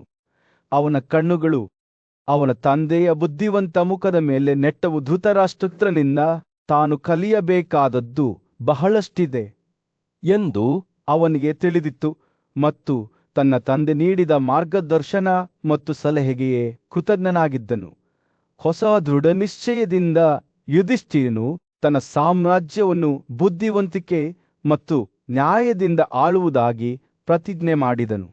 ತನ್ನ ಪ್ರಸಿದ್ಧ ಪೂರ್ವಜರ ಹೆಜ್ಜೆಗೂತುಗಳನ್ನು ಅನುಸರಿಸಿದನು. ರಾತ್ರಿ ಸಮೀಪಿಸುತ್ತಿದ್ದಂತೆ ಧೃತರಾಷ್ಟ್ರನು ತನ್ನ ಜ್ಞಾನ ಮತ್ತು ಅನುಭವವನ್ನು ತನ್ನ ಮಗನಿಗೆ ನೀಡಿದನೆಂದು ಸಂತೋಷದಿಂದ ಮುಗುಳ್ನಕ್ಕನು. ವಿಶಾಲವಾದ ರಾಜ್ಯದ ಮಧ್ಯದಲ್ಲಿ ಬುದ್ಧಿವಂತ ಮತ್ತು ಪೂಜ್ಯ ರಾಜನಾದ ಧೃತರಾಷ್ಟ್ರನು ತನ್ನ ಮಗ ಯುಧಿಷ್ಠಿರನಿಗೆ ಬುದ್ಧಿವಂತಿಕೆಯ ಮಾತುಗಳನ್ನು ನೀಡುತ್ತಾ ಚಿಂತನೆಯಲ್ಲಿ ಕುಳಿತನು. ನಿಮಗೆ ಸೇರಿದ ಮಂಡಲಗಳನ್ನು, ನಿಮ್ಮ ವೈರಿಗಳನ್ನು, ತಟಸ್ಥರನ್ನು ಮತ್ತು ನಿಷ್ಪಕ್ಷಪಾತವನ್ನು ಯಾವಾಗಲೂ ಅರ್ಥಮಾಡಿಕೊಳ್ಳಿ ಎಂದು ಗುರುತ್ವಾಕರ್ಷಣೆಯಿಂದ ತುಂಬಿದ ಅವನ ಧ್ವನಿಯಲ್ಲಿ ಹೇಳಿದನು. ಈ ಮಂಡಲಗಳು ಸಂಕೀರ್ಣವಾಗಿ ಒಟ್ಟಿಗೆ ನೇಯ್ದ ವಸ್ತ್ರದ ನೂಲುಗಳಂತಿವೆ. ನೀವು ಮಿತ್ರರ, ಶತ್ರುಗಳ ಮತ್ತು ತಟಸ್ಥರ ಮಂಡಲಗಳ ನಡುವೆ ವ್ಯತ್ಯಾಸವನ್ನು ಗುರುತಿಸಬೇಕು. ಧೃತರಾಷ್ಟ್ರನು ಮಾತನಾಡುತ್ತಿದ್ದಂತೆ ಯುಧಿಷ್ಠಿರನು ಶ್ರದ್ಧೆಯಿಂದ ಆಲಿಸಿದನು. ಅವನ ಮನಸ್ಸು ಪ್ರತಿಯೊಂದು ಮಾತನ್ನೂ ಹೀರಿಕೊಂಡಿತು. ರಾಜನ ಶಕ್ತಿಯು ಅವನ ಸೈನ್ಯಗಳು ಮತ್ತು ಸಂಪತ್ತಿನಲ್ಲಿ ಮಾತ್ರವಲ್ಲದೆ ಅವನ ರಾಜ್ಯದೊಳಗಿನ ಸೂಕ್ಷ್ಮವಾದ ಪಡೆಗಳ ಸಮತೋಲನದ ತಿಳುವಳಿಕೆಯಲ್ಲಿಯೂ ಇದೆ ಎಂದು ಅವನಿಗೆ ತಿಳಿದಿತ್ತು. ರಾಜ್ಯ ಮಂತ್ರಿಗಳು, ಪ್ರಾಂತ್ಯಗಳ ಜನರು, ಕೋಟೆಗಳ ರಕ್ಷಣಾ ಪಡೆಗಳು ಮತ್ತು ಪಡೆಗಳು ಕೈ ಬೆರಳುಗಳಂತಿವೆ. ಧೃತರಾಷ್ಟ್ರನು ಮುಂದುವರಿಸಿದನು, ಒಂದು ಬೆರಳು ಗಾಯಗೊಂಡರೆ ಇಡೀ ಕೈ ಬಳಲುತ್ತದೆ. ನೀವು ನಿಮ್ಮ ರಾಜ್ಯದ ಈ ಪ್ರಮುಖ ಭಾಗಗಳನ್ನು ಹಾನಿಯಿಂದ ರಕ್ಷಿಸಬೇಕು. ಧೃತರಾಷ್ಟ್ರರು ರಾಜನಿಗೆ 12 ಪ್ರಮುಖ ಕಾಳಜಿಗಳಿವೆ ಎಂದು ವಿವರಿಸಿದನು. ಅದನ್ನು ಅವನು ಮಂಡಲಗಳು ಎಂದು ಉಲ್ಲೇಖಿಸಿದನು. ಇವುಗಳಲ್ಲಿ ಶಾಂತಿ ಮತ್ತು ಯುದ್ಧವನ್ನು ಕಾಪಾಡಿಕೊಳ್ಳುವುದು, ಮೆರವಣಿಗೆ ಮತ್ತು ನಿಲುಗಡೆ, ಭಿನ್ನಾಭಿಪ್ರಾಯಗಳನ್ನು ಬಿತ್ತುವುದು ಮತ್ತು ಸಂಧಾನವನ್ನು ಒಳಗೊಂಡಿತ್ತು. ಅವರು 6 ಪಟ್ಟು ರಟನೆಗಳ ಬಗ್ಗೆಯೂ ಮಾತನಾಡಿದರು. ಬೆಳವಣಿಗೆ, ಕುಸಿತ, ಸ್ಥಿರತೆ ಮತ್ತು ಪ್ರತಿಯೊಂದರ ಗುಣಲಕ್ಷಣಗಳು ಈ ಮಂಡಲಗಳ ಮೇಲೆ ಅವಲಂಬಿತವಾಗಿದೆ. ನಿಮ್ಮ ಪಕ್ಷವು ಬಲವಾಗಿದ್ದರೆ ಮತ್ತು ನಿಮ್ಮ ಶತ್ರುವು ದುರ್ಬಲವಾಗಿದ್ದರೆ ಅದು ಯುದ್ಧ ಮಾಡುವ ಸಮಯ ಎಂದು ಅವರು ಹೇಳಿದರು. ಆದರೆ ನೀವು ದುರ್ಬಲರಾಗಿದ್ದರೆ ಮತ್ತು ನಿಮ್ಮ ಶತ್ರು ಬಲವಾಗಿದ್ದರೆ ಶಾಂತಿಯನ್ನು ಹುಡುಕಿ. ಯುಧಿಷ್ಠಿರನು ಕೇಳಿದಾಗ, ರಾಜನಾಗಿರುವುದು ಎಂದರೆ ಕೇವಲ ಅಧಿಕಾರವನ್ನು ಚಲಾಯಿಸುವುದು ಮಾತ್ರವಲ್ಲದೆ ತನ್ನ ರಾಜ್ಯದೊಳಗಿನ ಸಂಕೀರ್ಣವಾದ ಸಂಬಂಧಗಳ ಜಾಲವನ್ನು ಅರ್ಥಮಾಡಿಕೊಳ್ಳುವುದೂ ಆಗಿದೆ ಎಂದು ಅರಿತುಕೊಂಡನು. ಧೃತರಾಷ್ಟ್ರನ ಮಾತುಗಳು ರಾಜ್ಯದ ಹೃದಯ ಭಾಗದಲ್ಲಿ ಹರಿಯುವ ನದಿಯಂತೆ ಅದರ ಜನರನ್ನು ಪೋಷಿಸುತ್ತವೆ ಮತ್ತು ಸಮೃದ್ಧಿಯತ್ತ ಮಾರ್ಗದರ್ಶನ ನೀಡುತ್ತವೆ. ಧೃತರಾಷ್ಟ್ರನು ತನ್ನ ಮಗನಿಗೆ ಬುದ್ಧಿವಂತಿಕೆಯಿಂದ ಹೇಗೆ ಆಡಳಿತ ನಡೆಸಬೇಕು ಎಂಬುದರ ಕುರಿತು ಸಲಹೆಗಳನ್ನು ನೀಡುವುದನ್ನು ಮುಂದುವರೆಸಿದನು. ಸಂಪತ್ತನ್ನು ಸಂಗ್ರಹಿಸುವಾಗ ಮೂಲ ಲೋಹದಿಂದ ಚಿನ್ನವನ್ನು ನೀಡಿ ಎಂದು ಹೇಳಿದನು. ಭೂಮಿಯನ್ನು ನೀಡುವಾಗ ಕಡಿಮೆ ಬೆಳೆಗಳನ್ನು ಉತ್ಪಾದಿಸುವ ಪ್ರದೇಶಗಳನ್ನು ಆಯ್ಕೆ ಮಾಡಿ ಜನರನ್ನು ಹಸ್ತಾಂತರಿಸುವಾಗ ದುರ್ಬಲರಿಗೆ ನೀಡಿ. ಒಪ್ಪಂದಗಳನ್ನು ಮಾಡಿಕೊಳ್ಳುವ ಮತ್ತು ಸೋತ ರಾಜರಿಂದ ಒತ್ತೆಯಾಳುಗಳನ್ನು ತೆಗೆದುಕೊಳ್ಳುವ ಪ್ರಾಮುಖ್ಯತೆಯ ಬಗ್ಗೆಯೂ ಆತ ಮಾತನಾಡಿದರು. ಸೂರ್ಯನು ಮುಳುಗಲು ಪ್ರಾರಂಭಿಸಿದಾಗ ರಾಜ್ಯದ ಮೇಲೆ ಬೆಚ್ಚಗಿನ ಹೊಳಪನ್ನು ಬೀಸಿದ ಧೃತರಾಷ್ಟ್ರನ ಮಾತುಗಳು ಕೊನೆಗೊಂಡವು. ಯುಧಿಷ್ಠಿರನು ತನ್ನ ಆಸನದಿಂದ ಎದ್ದು ತನ್ನ ಕಣ್ಣುಗಳು ತಿಳುವಳಿಕೆಯಿಂದ ಹೊಳೆಯುತ್ತಿದ್ದವು. ತನ್ನ ರಾಜ್ಯವನ್ನು ಮತ್ತು ಅದರ ಜನರನ್ನು ರಕ್ಷಿಸುವ ಮತ್ತು ಶಾಂತಿ ಮತ್ತು ಸಮೃದ್ಧಿಯತ್ತ ಮಾರ್ಗದರ್ಶನ ನೀಡುವ ದೊಡ್ಡ ಜವಾಬ್ದಾರಿಯನ್ನು ತನಗೆ ವಹಿಸಲಾಗಿದೆ ಎಂದು ಆತನಿಗೆ ತಿಳಿದಿತ್ತು. ನಂತರದ ದಿನಗಳಲ್ಲಿ ಯುಧಿಷ್ಠಿರನು ಧೃತರಾಷ್ಟ್ರನ ಮಾತುಗಳನ್ನು ತನ್ನ ಹೃದಯದಲ್ಲಿ ಹೊತ್ತುಕೊಂಡು ಅವುಗಳನ್ನು ತನ್ನ ಸ್ವಂತ ಆಳ್ವಿಕೆಗೆ ಮಾರ್ಗದರ್ಶಿ ಬೆಳಕಾಗಿ ಬಳಸಿಕೊಂಡನು. ರಾಜನಾಗಿರುವುದು ಕೇವಲ ಅಧಿಕಾರದ ಬಗ್ಗೆ ಅಲ್ಲ, ಸಹಾನುಭೂತಿ, ಬುದ್ಧಿವಂತಿಕೆ ಮತ್ತು ನ್ಯಾಯದ ಬಗ್ಗೆ ಎಂದು ಅವನು ಅರ್ಥ ಮಾಡಿಕೊಂಡನು. ಮತ್ತು ಅವನು ರಾಜ್ಯದ ಮೂಲಕ ನಡೆಯುವ ಹಸ್ತಿನಾಪುರದ ಆಸ್ಥಾನದಲ್ಲಿ ಕುರುಸರ ರಾಜನಾದ ಧೃತರಾಷ್ಟ್ರನು ತನ್ನ ಸೋದರಳಿಯ ಯುಧಿಷ್ಠಿರನಿಂದ ಯುದ್ಧ ಮತ್ತು ಆಡಳಿತದ ಕಲೆಯ ಬಗ್ಗೆ ಮಾರ್ಗದರ್ಶನ ಕೋರಿ ಚಿಂತನೆಯಲ್ಲಿ ಕುಳಿತನು. ಯುದ್ಧ ಮತ್ತು ಶಾಂತಿಯ ಬಗ್ಗೆ ಸರಿಯಾಗಿ ಯೋಚಿಸಿ ಅವನು ಹೇಳಿದನು, ಪ್ರತಿಯೊಂದಕ್ಕೂ ತನ್ನದೇ ಆದ 2 ವಿಧಗಳಿವೆ, ವಿವಿಧ ವಿಧಾನಗಳು ಮತ್ತು ಸಂದರ್ಭಗಳಿವೆ. ಅವನು ಯುದ್ಧವನ್ನು ಪ್ರಾರಂಭಿಸುವ ಮೊದಲು ತನ್ನದೇ ಆದ ಶಕ್ತಿ ಮತ್ತು ದೌರ್ಬಲ್ಯವನ್ನು ಮತ್ತು ತನ್ನ ಶತ್ರುವಿನ ಸಾಮರ್ಥ್ಯವನ್ನು ಪರಿಗಣಿಸುವಂತೆ ಯುಧಿಷ್ಠಿರನಿಗೆ ಎಚ್ಚರಿಕೆ ನೀಡಿದನು. ಧೃತರಾಷ್ಟ್ರನು ತನ್ನ ಸೋದರಳಿಯನಿಗೆ ಸಂಖ್ಯೆಯಲ್ಲಿ ಅಥವಾ ಮನೋಸ್ಥೈರ್ಯದಲ್ಲಿ ದುರ್ಬಲನಾಗಿದ್ದ ಶತ್ರುವಿನ ವಿರುದ್ಧ ಹೋರಾಡಲು ಸಲಹೆ ನೀಡಿದನು. ಆದರೆ ಬಲವಾದ ಮತ್ತು ಒಗ್ಗಟ್ಟಾದ ಶತ್ರುವಿನ ವಿರುದ್ಧ ಅಲ್ಲ. ಎಲ್ಲವೂ ಅನುಕೂಲಕರವಾದಾಗ ಅವನು ಹೇಳಿದನು, ಶತ್ರುವನ್ನು ಸೋಲಿಸಬಹುದು, ಆದಾಗ್ಯೂ ವಿಜೇತನು ನಂತರ ನಿವೃತ್ತರಾಗಬೇಕು ಮತ್ತು ಶತ್ರುವಿನ ಮಿತ್ರರ ನಡುವೆ ಭಿನ್ನಾಭಿಪ್ರಾಯಗಳನ್ನು ಉಂಟುಮಾಡಬೇಕು. ಅವರನ್ನು ವಿಪತ್ತುಗಳಿಂದ ಪೀಡಿಸಬೇಕು ಮತ್ತು ಅವರ ಹೃದಯದಲ್ಲಿ ಭೀತಿಯನ್ನು ಪ್ರೇರೇಪಿಸಬೇಕು. ರಾಜನು ಮೈತ್ರಿಗಳು, ಸಂಪತ್ತು ಮತ್ತು ಮಿಲಿಟರಿ ಶಕ್ತಿಯ ಮೂಲಕ ಬಲವನ್ನು ಸಂಹರಿಸುವ ಮಹತ್ವವನ್ನು ಸಹ ಹೇಳಿದನು.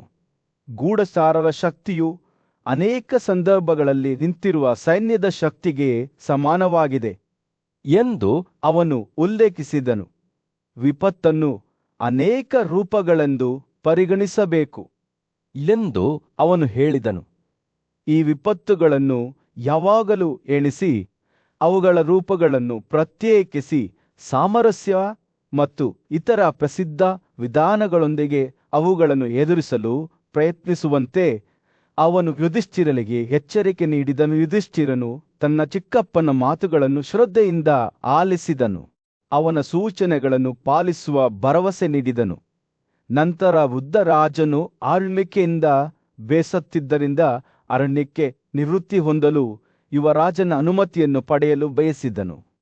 ಅವನು ತನ್ನ ಹೆಂಡತಿಯಾದ ಗಾಂಧಾರಿಯ ಅಪಾರ್ಟ್ಮೆಂಟ್ಗೆ ಪ್ರವೇಶಿಸಿದನು. ಅವನು ಯಾವಾಗ ಕಾಡಿಗೆ ಹೋಗುತ್ತಾನೆ ಎಂದು ಕೇಳಿದರು. ಧೃತರಾಷ್ಟ್ರನು ತಾನು ವ್ಯಾಸನ ಅನುಮತಿಯನ್ನು ಪಡೆದಿದ್ದೇನೆ ಮತ್ತು ಯುಧಿಷ್ಠಿರನ ಒಪ್ಪಿಗೆಗಾಗಿ ಕಾಯುತ್ತಿದ್ದೇನೆ ಎಂದು ಉತ್ತರಿಸಿದನು. ಅವನು ತನ್ನ ಎಲ್ಲ ಪುತ್ರರಿಗೆ ಸಂಬಂಧಿಸಿದಂತೆ ಪ್ರೀತರ ಸ್ಥಾನಮಾನವನ್ನು ಅನುಸರಿಸುವ ಸಾಮರ್ಥ್ಯವನ್ನು ನೀಡುವ ಬಯಕೆಯನ್ನು ವ್ಯಕ್ತಪಡಿಸಿದನು. ಅವನು ಯುಧಿಷ್ಠಿರನನ್ನು ಕಳುಹಿಸಿದನು.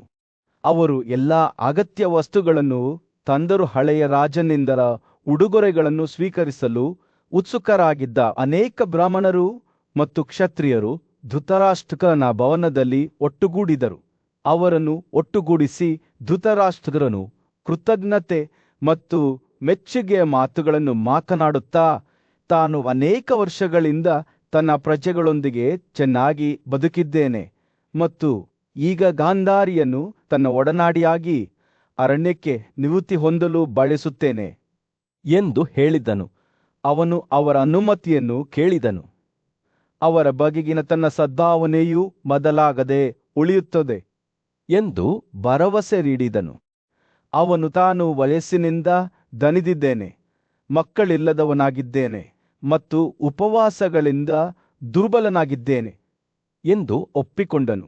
ಆದರೆ ಯುಧಿಷ್ಠಿರನ ಆಳ್ವಿಕೆಯಲ್ಲಿ ಬಹಳ ಸಂತೋಷವನ್ನು ಅನುಭವಿಸಿದ್ದನು. ಬ್ರಾಹ್ಮಣರು ಮತ್ತು ಕ್ಷತ್ರಿಯರ ಸಭೆಯು ಅವರಿಗೆ ಅನುಮತಿಯನ್ನು ನೀಡಿತು ಮತ್ತು ಧೃತರಾಷ್ಟ್ರನು ತನ್ನ ಹೆಂಡತಿ ಮತ್ತು ಸಹಚರರೊಂದಿಗೆ ಅರಣ್ಯಕ್ಕೆ ತೆರಳಲು ಸಿದ್ಧವಾಗುತ್ತಿದ್ದಂತೆ ಅವನ ಮೇಲೆ ನೆಮ್ಮದಿಯ ಭಾವನೆಯನ್ನು ಅನುಭವಿಸಿದ ವೃದ್ಧರಾಜನು ಹೊರಟು ಹೋದಾಗ ಆತನಿಗೆ ಕೃತಜ್ಞತೆಯ ಭಾವ ತುಂಬಿತು. ಹಸ್ತಿನಾಪುರದಲ್ಲಿ ಸೂರ್ಯ ಮುಳುಗಿದ್ದು ಧೃತರಾಷ್ಟ್ರನು ತನ್ನ ಜನರ ಮುಂದೆ ನಿಂತಾಗ ನಗರದ ಮೇಲೆ ಬೆಚ್ಚಗಿನ ಕಿತ್ತಳೆ ಬಣ್ಣದ ಹೊಳಪನ್ನು ಬೀರಿದನು. ಅವನು ಮಾತನಾಡಲು ಪ್ರಾರಂಭಿಸಿದಾಗ ಅವನ ಧ್ವನಿಯು ಸ್ವಲ್ಪ ನಡುಗಿತು. ಅವನ ಮಾತುಗಳು ಸೌಮ್ಯವಾದ ಗಾಳಿಯನ್ನು ಹೊತ್ತುಕೊಂಡವು. ನಿನ್ನ ರಾಜನಾದ ಶಂತನು ಬುದ್ಧಿವಂತಿಕೆಯಿಂದ ಮತ್ತು ನ್ಯಾಯಯುತವಾಗಿ ಈ ಭೂಮಿಯನ್ನು ಆಳಿದನು.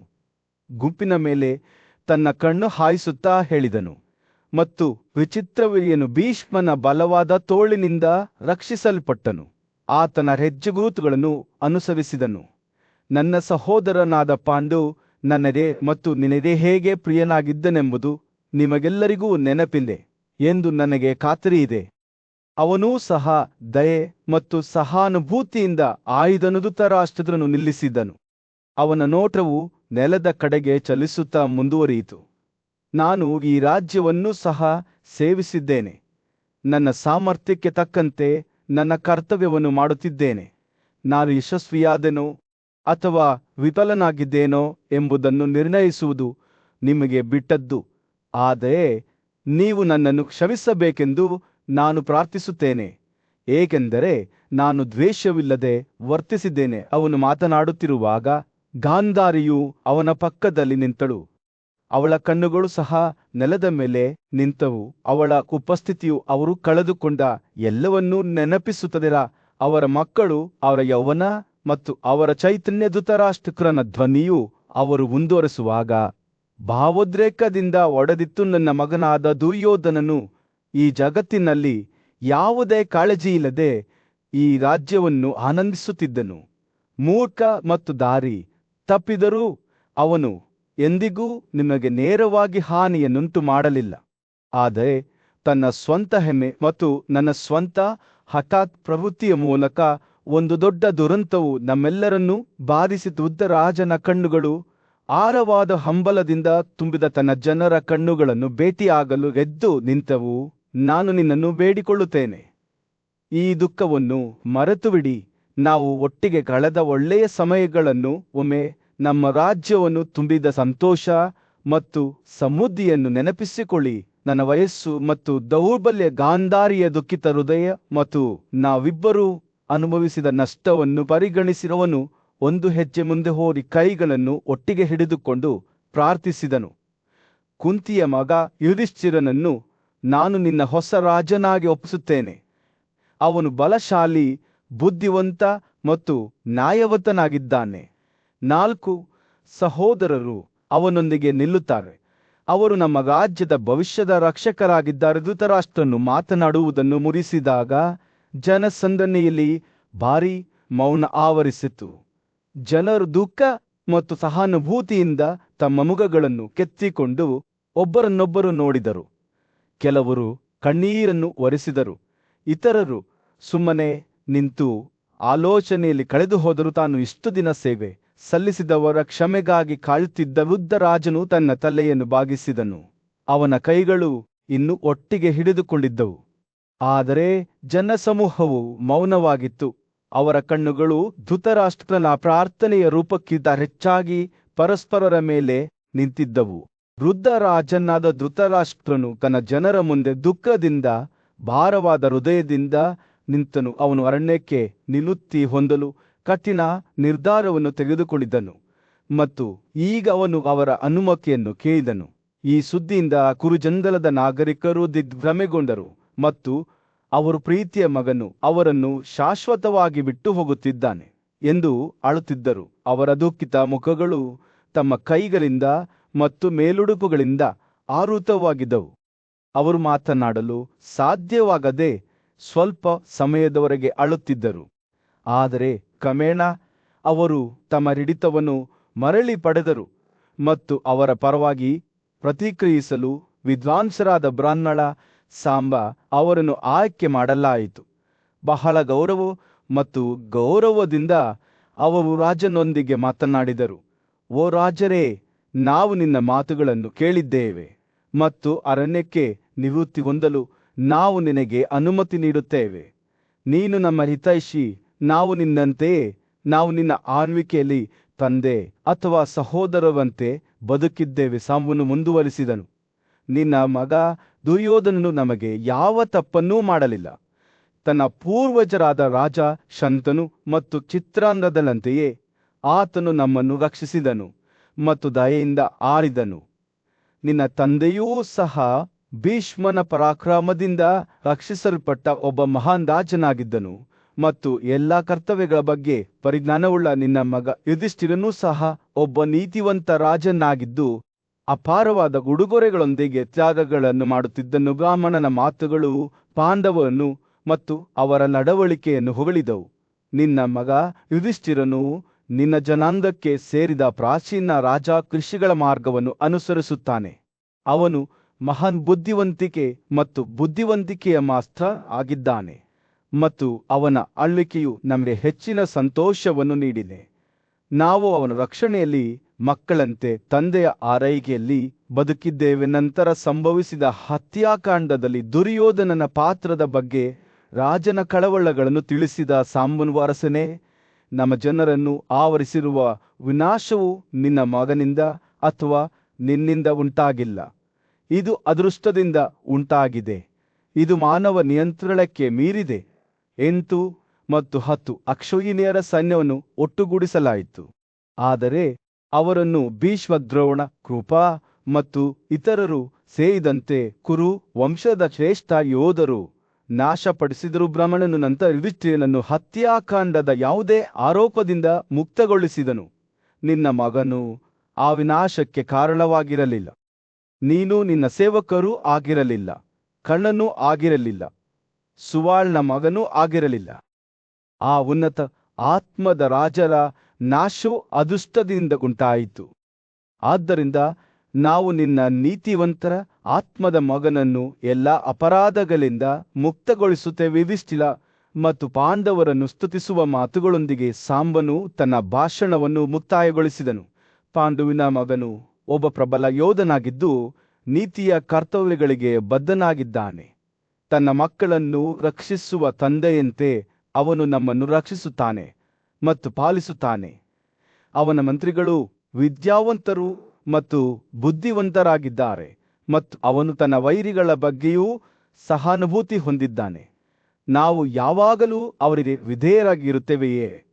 ರಾತ್ರಿ ಕಳೆದು ಹೋಗುತ್ತಿದ್ದಂತೆ ಹಸ್ತಿನಾಪುರದ ವಯಸ್ಸಾದ ರಾಜ ಧೃತರಾಷ್ಟ್ರನು ತನ್ನ ವಿಶ್ವಾಸಾರ್ಹ ಸಲಹೆಗಾರನಾದ ವಿದುರನನ್ನು ಯುಧಿಷ್ಠಿರನ ಮಹಡಿಗೆ ಕಳುಹಿಸಿದನು. ದೊಡ್ಡ ಶಕ್ತಿ ಮತ್ತು ಬುದ್ಧಿವಂತನಾದ ವಿದುರನು ಮಹಡಿಗೆ ಆಗಮಿಸಿ ರಾಜರ ಸಂದೇಶವನ್ನು ಯುಧಿಷ್ಠಿರನಿಗೆ ತಲುಪಿಸಿದನು.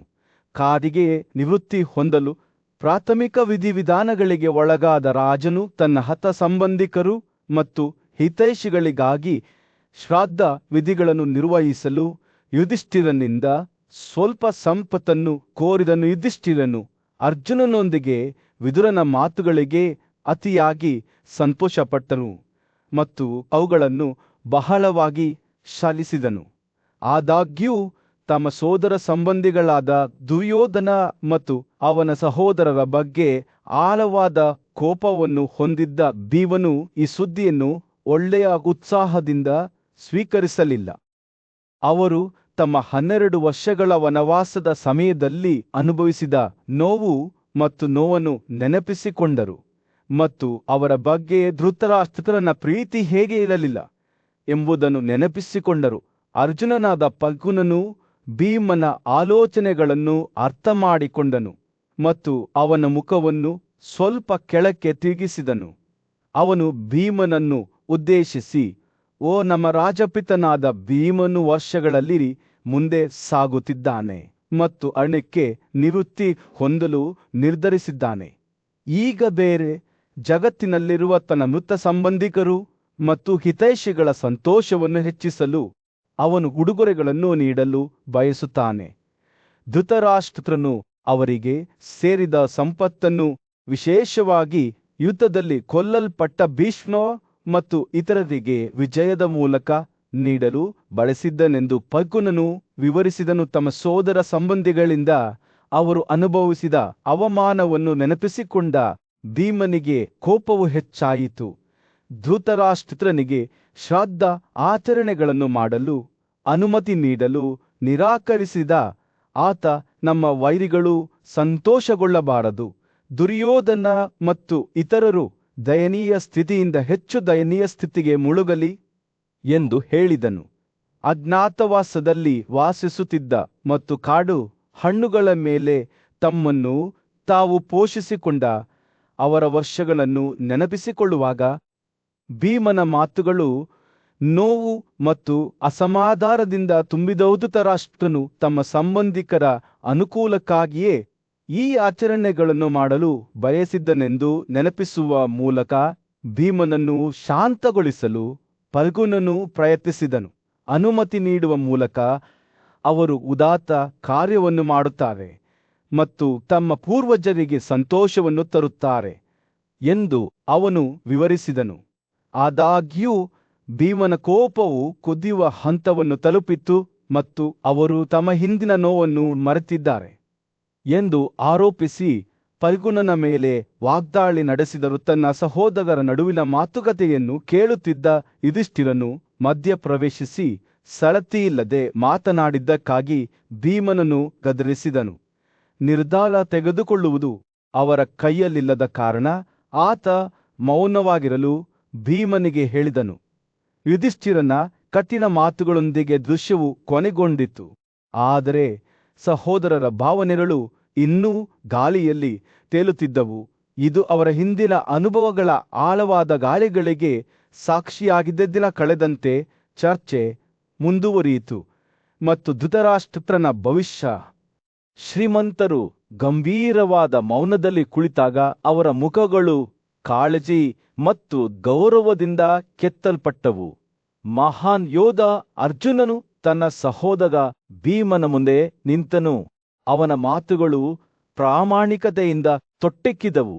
ಓ ಭೀಮ, ಅವನು ಪ್ರಾರಂಭಿಸಿದನು, ನೀನು ನನ್ನ ಹಿರಿಯ ಸಹೋದರ. ನಾನು ಈಗಾಗಲೇ ಹೇಳಿದ್ದಕ್ಕಿಂತ ಹೆಚ್ಚು ಏನನ್ನೂ ಹೇಳಲು ನನಗೆ ಧೈರ್ಯವಿಲ್ಲ. ಅವನ ಕಣ್ಣುಗಳು ಭೀಮನ ಮೇಲೆ ಆಳವಾದ ಪ್ರೀತಿಯಿಂದ ತುಂಬಿದವು. ಅರ್ಜುನನು ಮಾತನಾಡುತ್ತಿದ್ದಂತೆ ಸಭೆಯು ತನ್ನ ಸಾಮೂಹಿಕ ಉಸಿರನ್ನು ಹಿಡಿದಿಟ್ಟುಕೊಂಡಿತು. ಅವರ ರಾಜನಾದ ರಾಜ ಋಷಿಯಾದ ಧೃತರಾಷ್ಟ್ರನು ಎಲ್ಲಾ ರೀತಿಯಲ್ಲೂ ಗೌರವ ಮತ್ತು ಗೌರವಕ್ಕೆ ಅರ್ಹನಾಗಿದ್ದನು. ಒಳ್ಳೆಯ ಮತ್ತು ಉದಾತ್ತರು ತಾವು ಪಡೆದ ಪ್ರಯೋಜನಗಳನ್ನು ಮಾತ್ರ ನೆನಪಿಸಿಕೊಂಡರು, ಅವರಿಗೆ ಮಾಡಿದ ತಪ್ಪುಗಳನ್ನು ಅಲ್ಲ. ಇದು ಮಹಾನ್ ಪದ್ಮನ ಬುದ್ಧಿವಂತಿಕೆಯಾಗಿತ್ತು ಮತ್ತು ಅವನ ಮಾತುಗಳು ವಾಗ್ದಾನದಂತೆ ಗಾಳಿಯಲ್ಲಿ ತೂಗಾಡುತ್ತಿದ್ದವು. ಕುಂತಿಯ ಮಗನಾದ ರಾಜ ಯುಧಿಷ್ಠಿರನು ತನ್ನ ಆಸನದಿಂದ ಎದ್ದು ತನ್ನ ಕಣ್ಣುಗಳು ಆಳವಾದ ತಿಳುವಳಿಕೆಯಿಂದ ಹೊಳೆಯುತ್ತಿದ್ದವು. ಅವನು ಅವರ ಬುದ್ಧಿವಂತ ಸಲಹೆಗಾರನಾದ ವಿದುರನನ್ನು ಉದ್ದೇಶಿಸಿ, ಓ ಕ್ಷತ್ರಿಯೇ, ನನ್ನಿಂದ ನಿರ್ದೇಶಿಸಲ್ಪಟ್ಟಂತೆ ತನ್ನ ಮಗ ಮತ್ತು ಭೀಷ್ಮ ಮತ್ತು ಆತನ ಹಿತೈಷಿಗಳ ನಡುವಿನ ಇತರರ ಮರಣಗಳಿಗೆ ನಾನು ನನ್ನ ಖಜಾನೆಯಿಂದ ಎಷ್ಟು ಸಂಪತ್ತನ್ನು ನೀಡಲು ಬಯಸುತ್ತೇನೋ ಅಷ್ಟು ಸಂಪತ್ತನ್ನು ನಾನು ಅವನಿಗೆ ನೀಡುತ್ತೇನೆ ಎಂದು ನೀನು ಕುರುರಾಜನಿಗೆ ಹೇಳುತ್ತೀಯಾ? ಅವನ ಧ್ವನಿಯು ಶಾಂತವಾಗಿತ್ತು, ಆದರೂ ಸಹಾನುಭೂತಿಯ ಭಾರವನ್ನು ಹೊತ್ತಿತ್ತು. ಅರ್ಜುನನನ್ನು ನೋಡುವಾಗ ಭೀಮಸೇನನ ಕಣ್ಣುಗಳು ಕೋಪದಿಂದ ಹೊಳೆಯುತ್ತಿದ್ದವು. ಗಾಳಿಯು ಉದ್ವೇಗದಿಂದ ಕಂಪಿಸುವಂತೆ ತೋರುತ್ತಿತ್ತು. ಆದರೆ ಯುಧಿಷ್ಠಿರನು ಮಧ್ಯೆ ಪ್ರವೇಶಿಸಿದನು. ಅವನ ಮಾತುಗಳು ಬುದ್ಧಿವಂತಿಕೆಯಿಂದ ತೊಟ್ಟಿಕ್ಕಿದವು. ಭೀಮಸೇನನ ಮೇಲೆ ರಾಜ ಧೃತರಾಷ್ಟ್ರನು ಕೋಪಗೊಳ್ಳುವುದು ಸೂಕ್ತವಲ್ಲ ಎಂದು ಅವನು ಹೇಳಿದನು. ಈ ಮಹಾನ್ ಯೋಧನು ಕಾಡಿನಲ್ಲಿ ವಾಸಿಸುತ್ತಿದ್ದಾಗ ಶೀತ, ಮಳೆ ಮತ್ತು ಶಾಖ ಮತ್ತು ಇತರ ಸಾವಿರ ದುಃಖಗಳಿಂದ ಬಳಲುತ್ತಿದ್ದನು.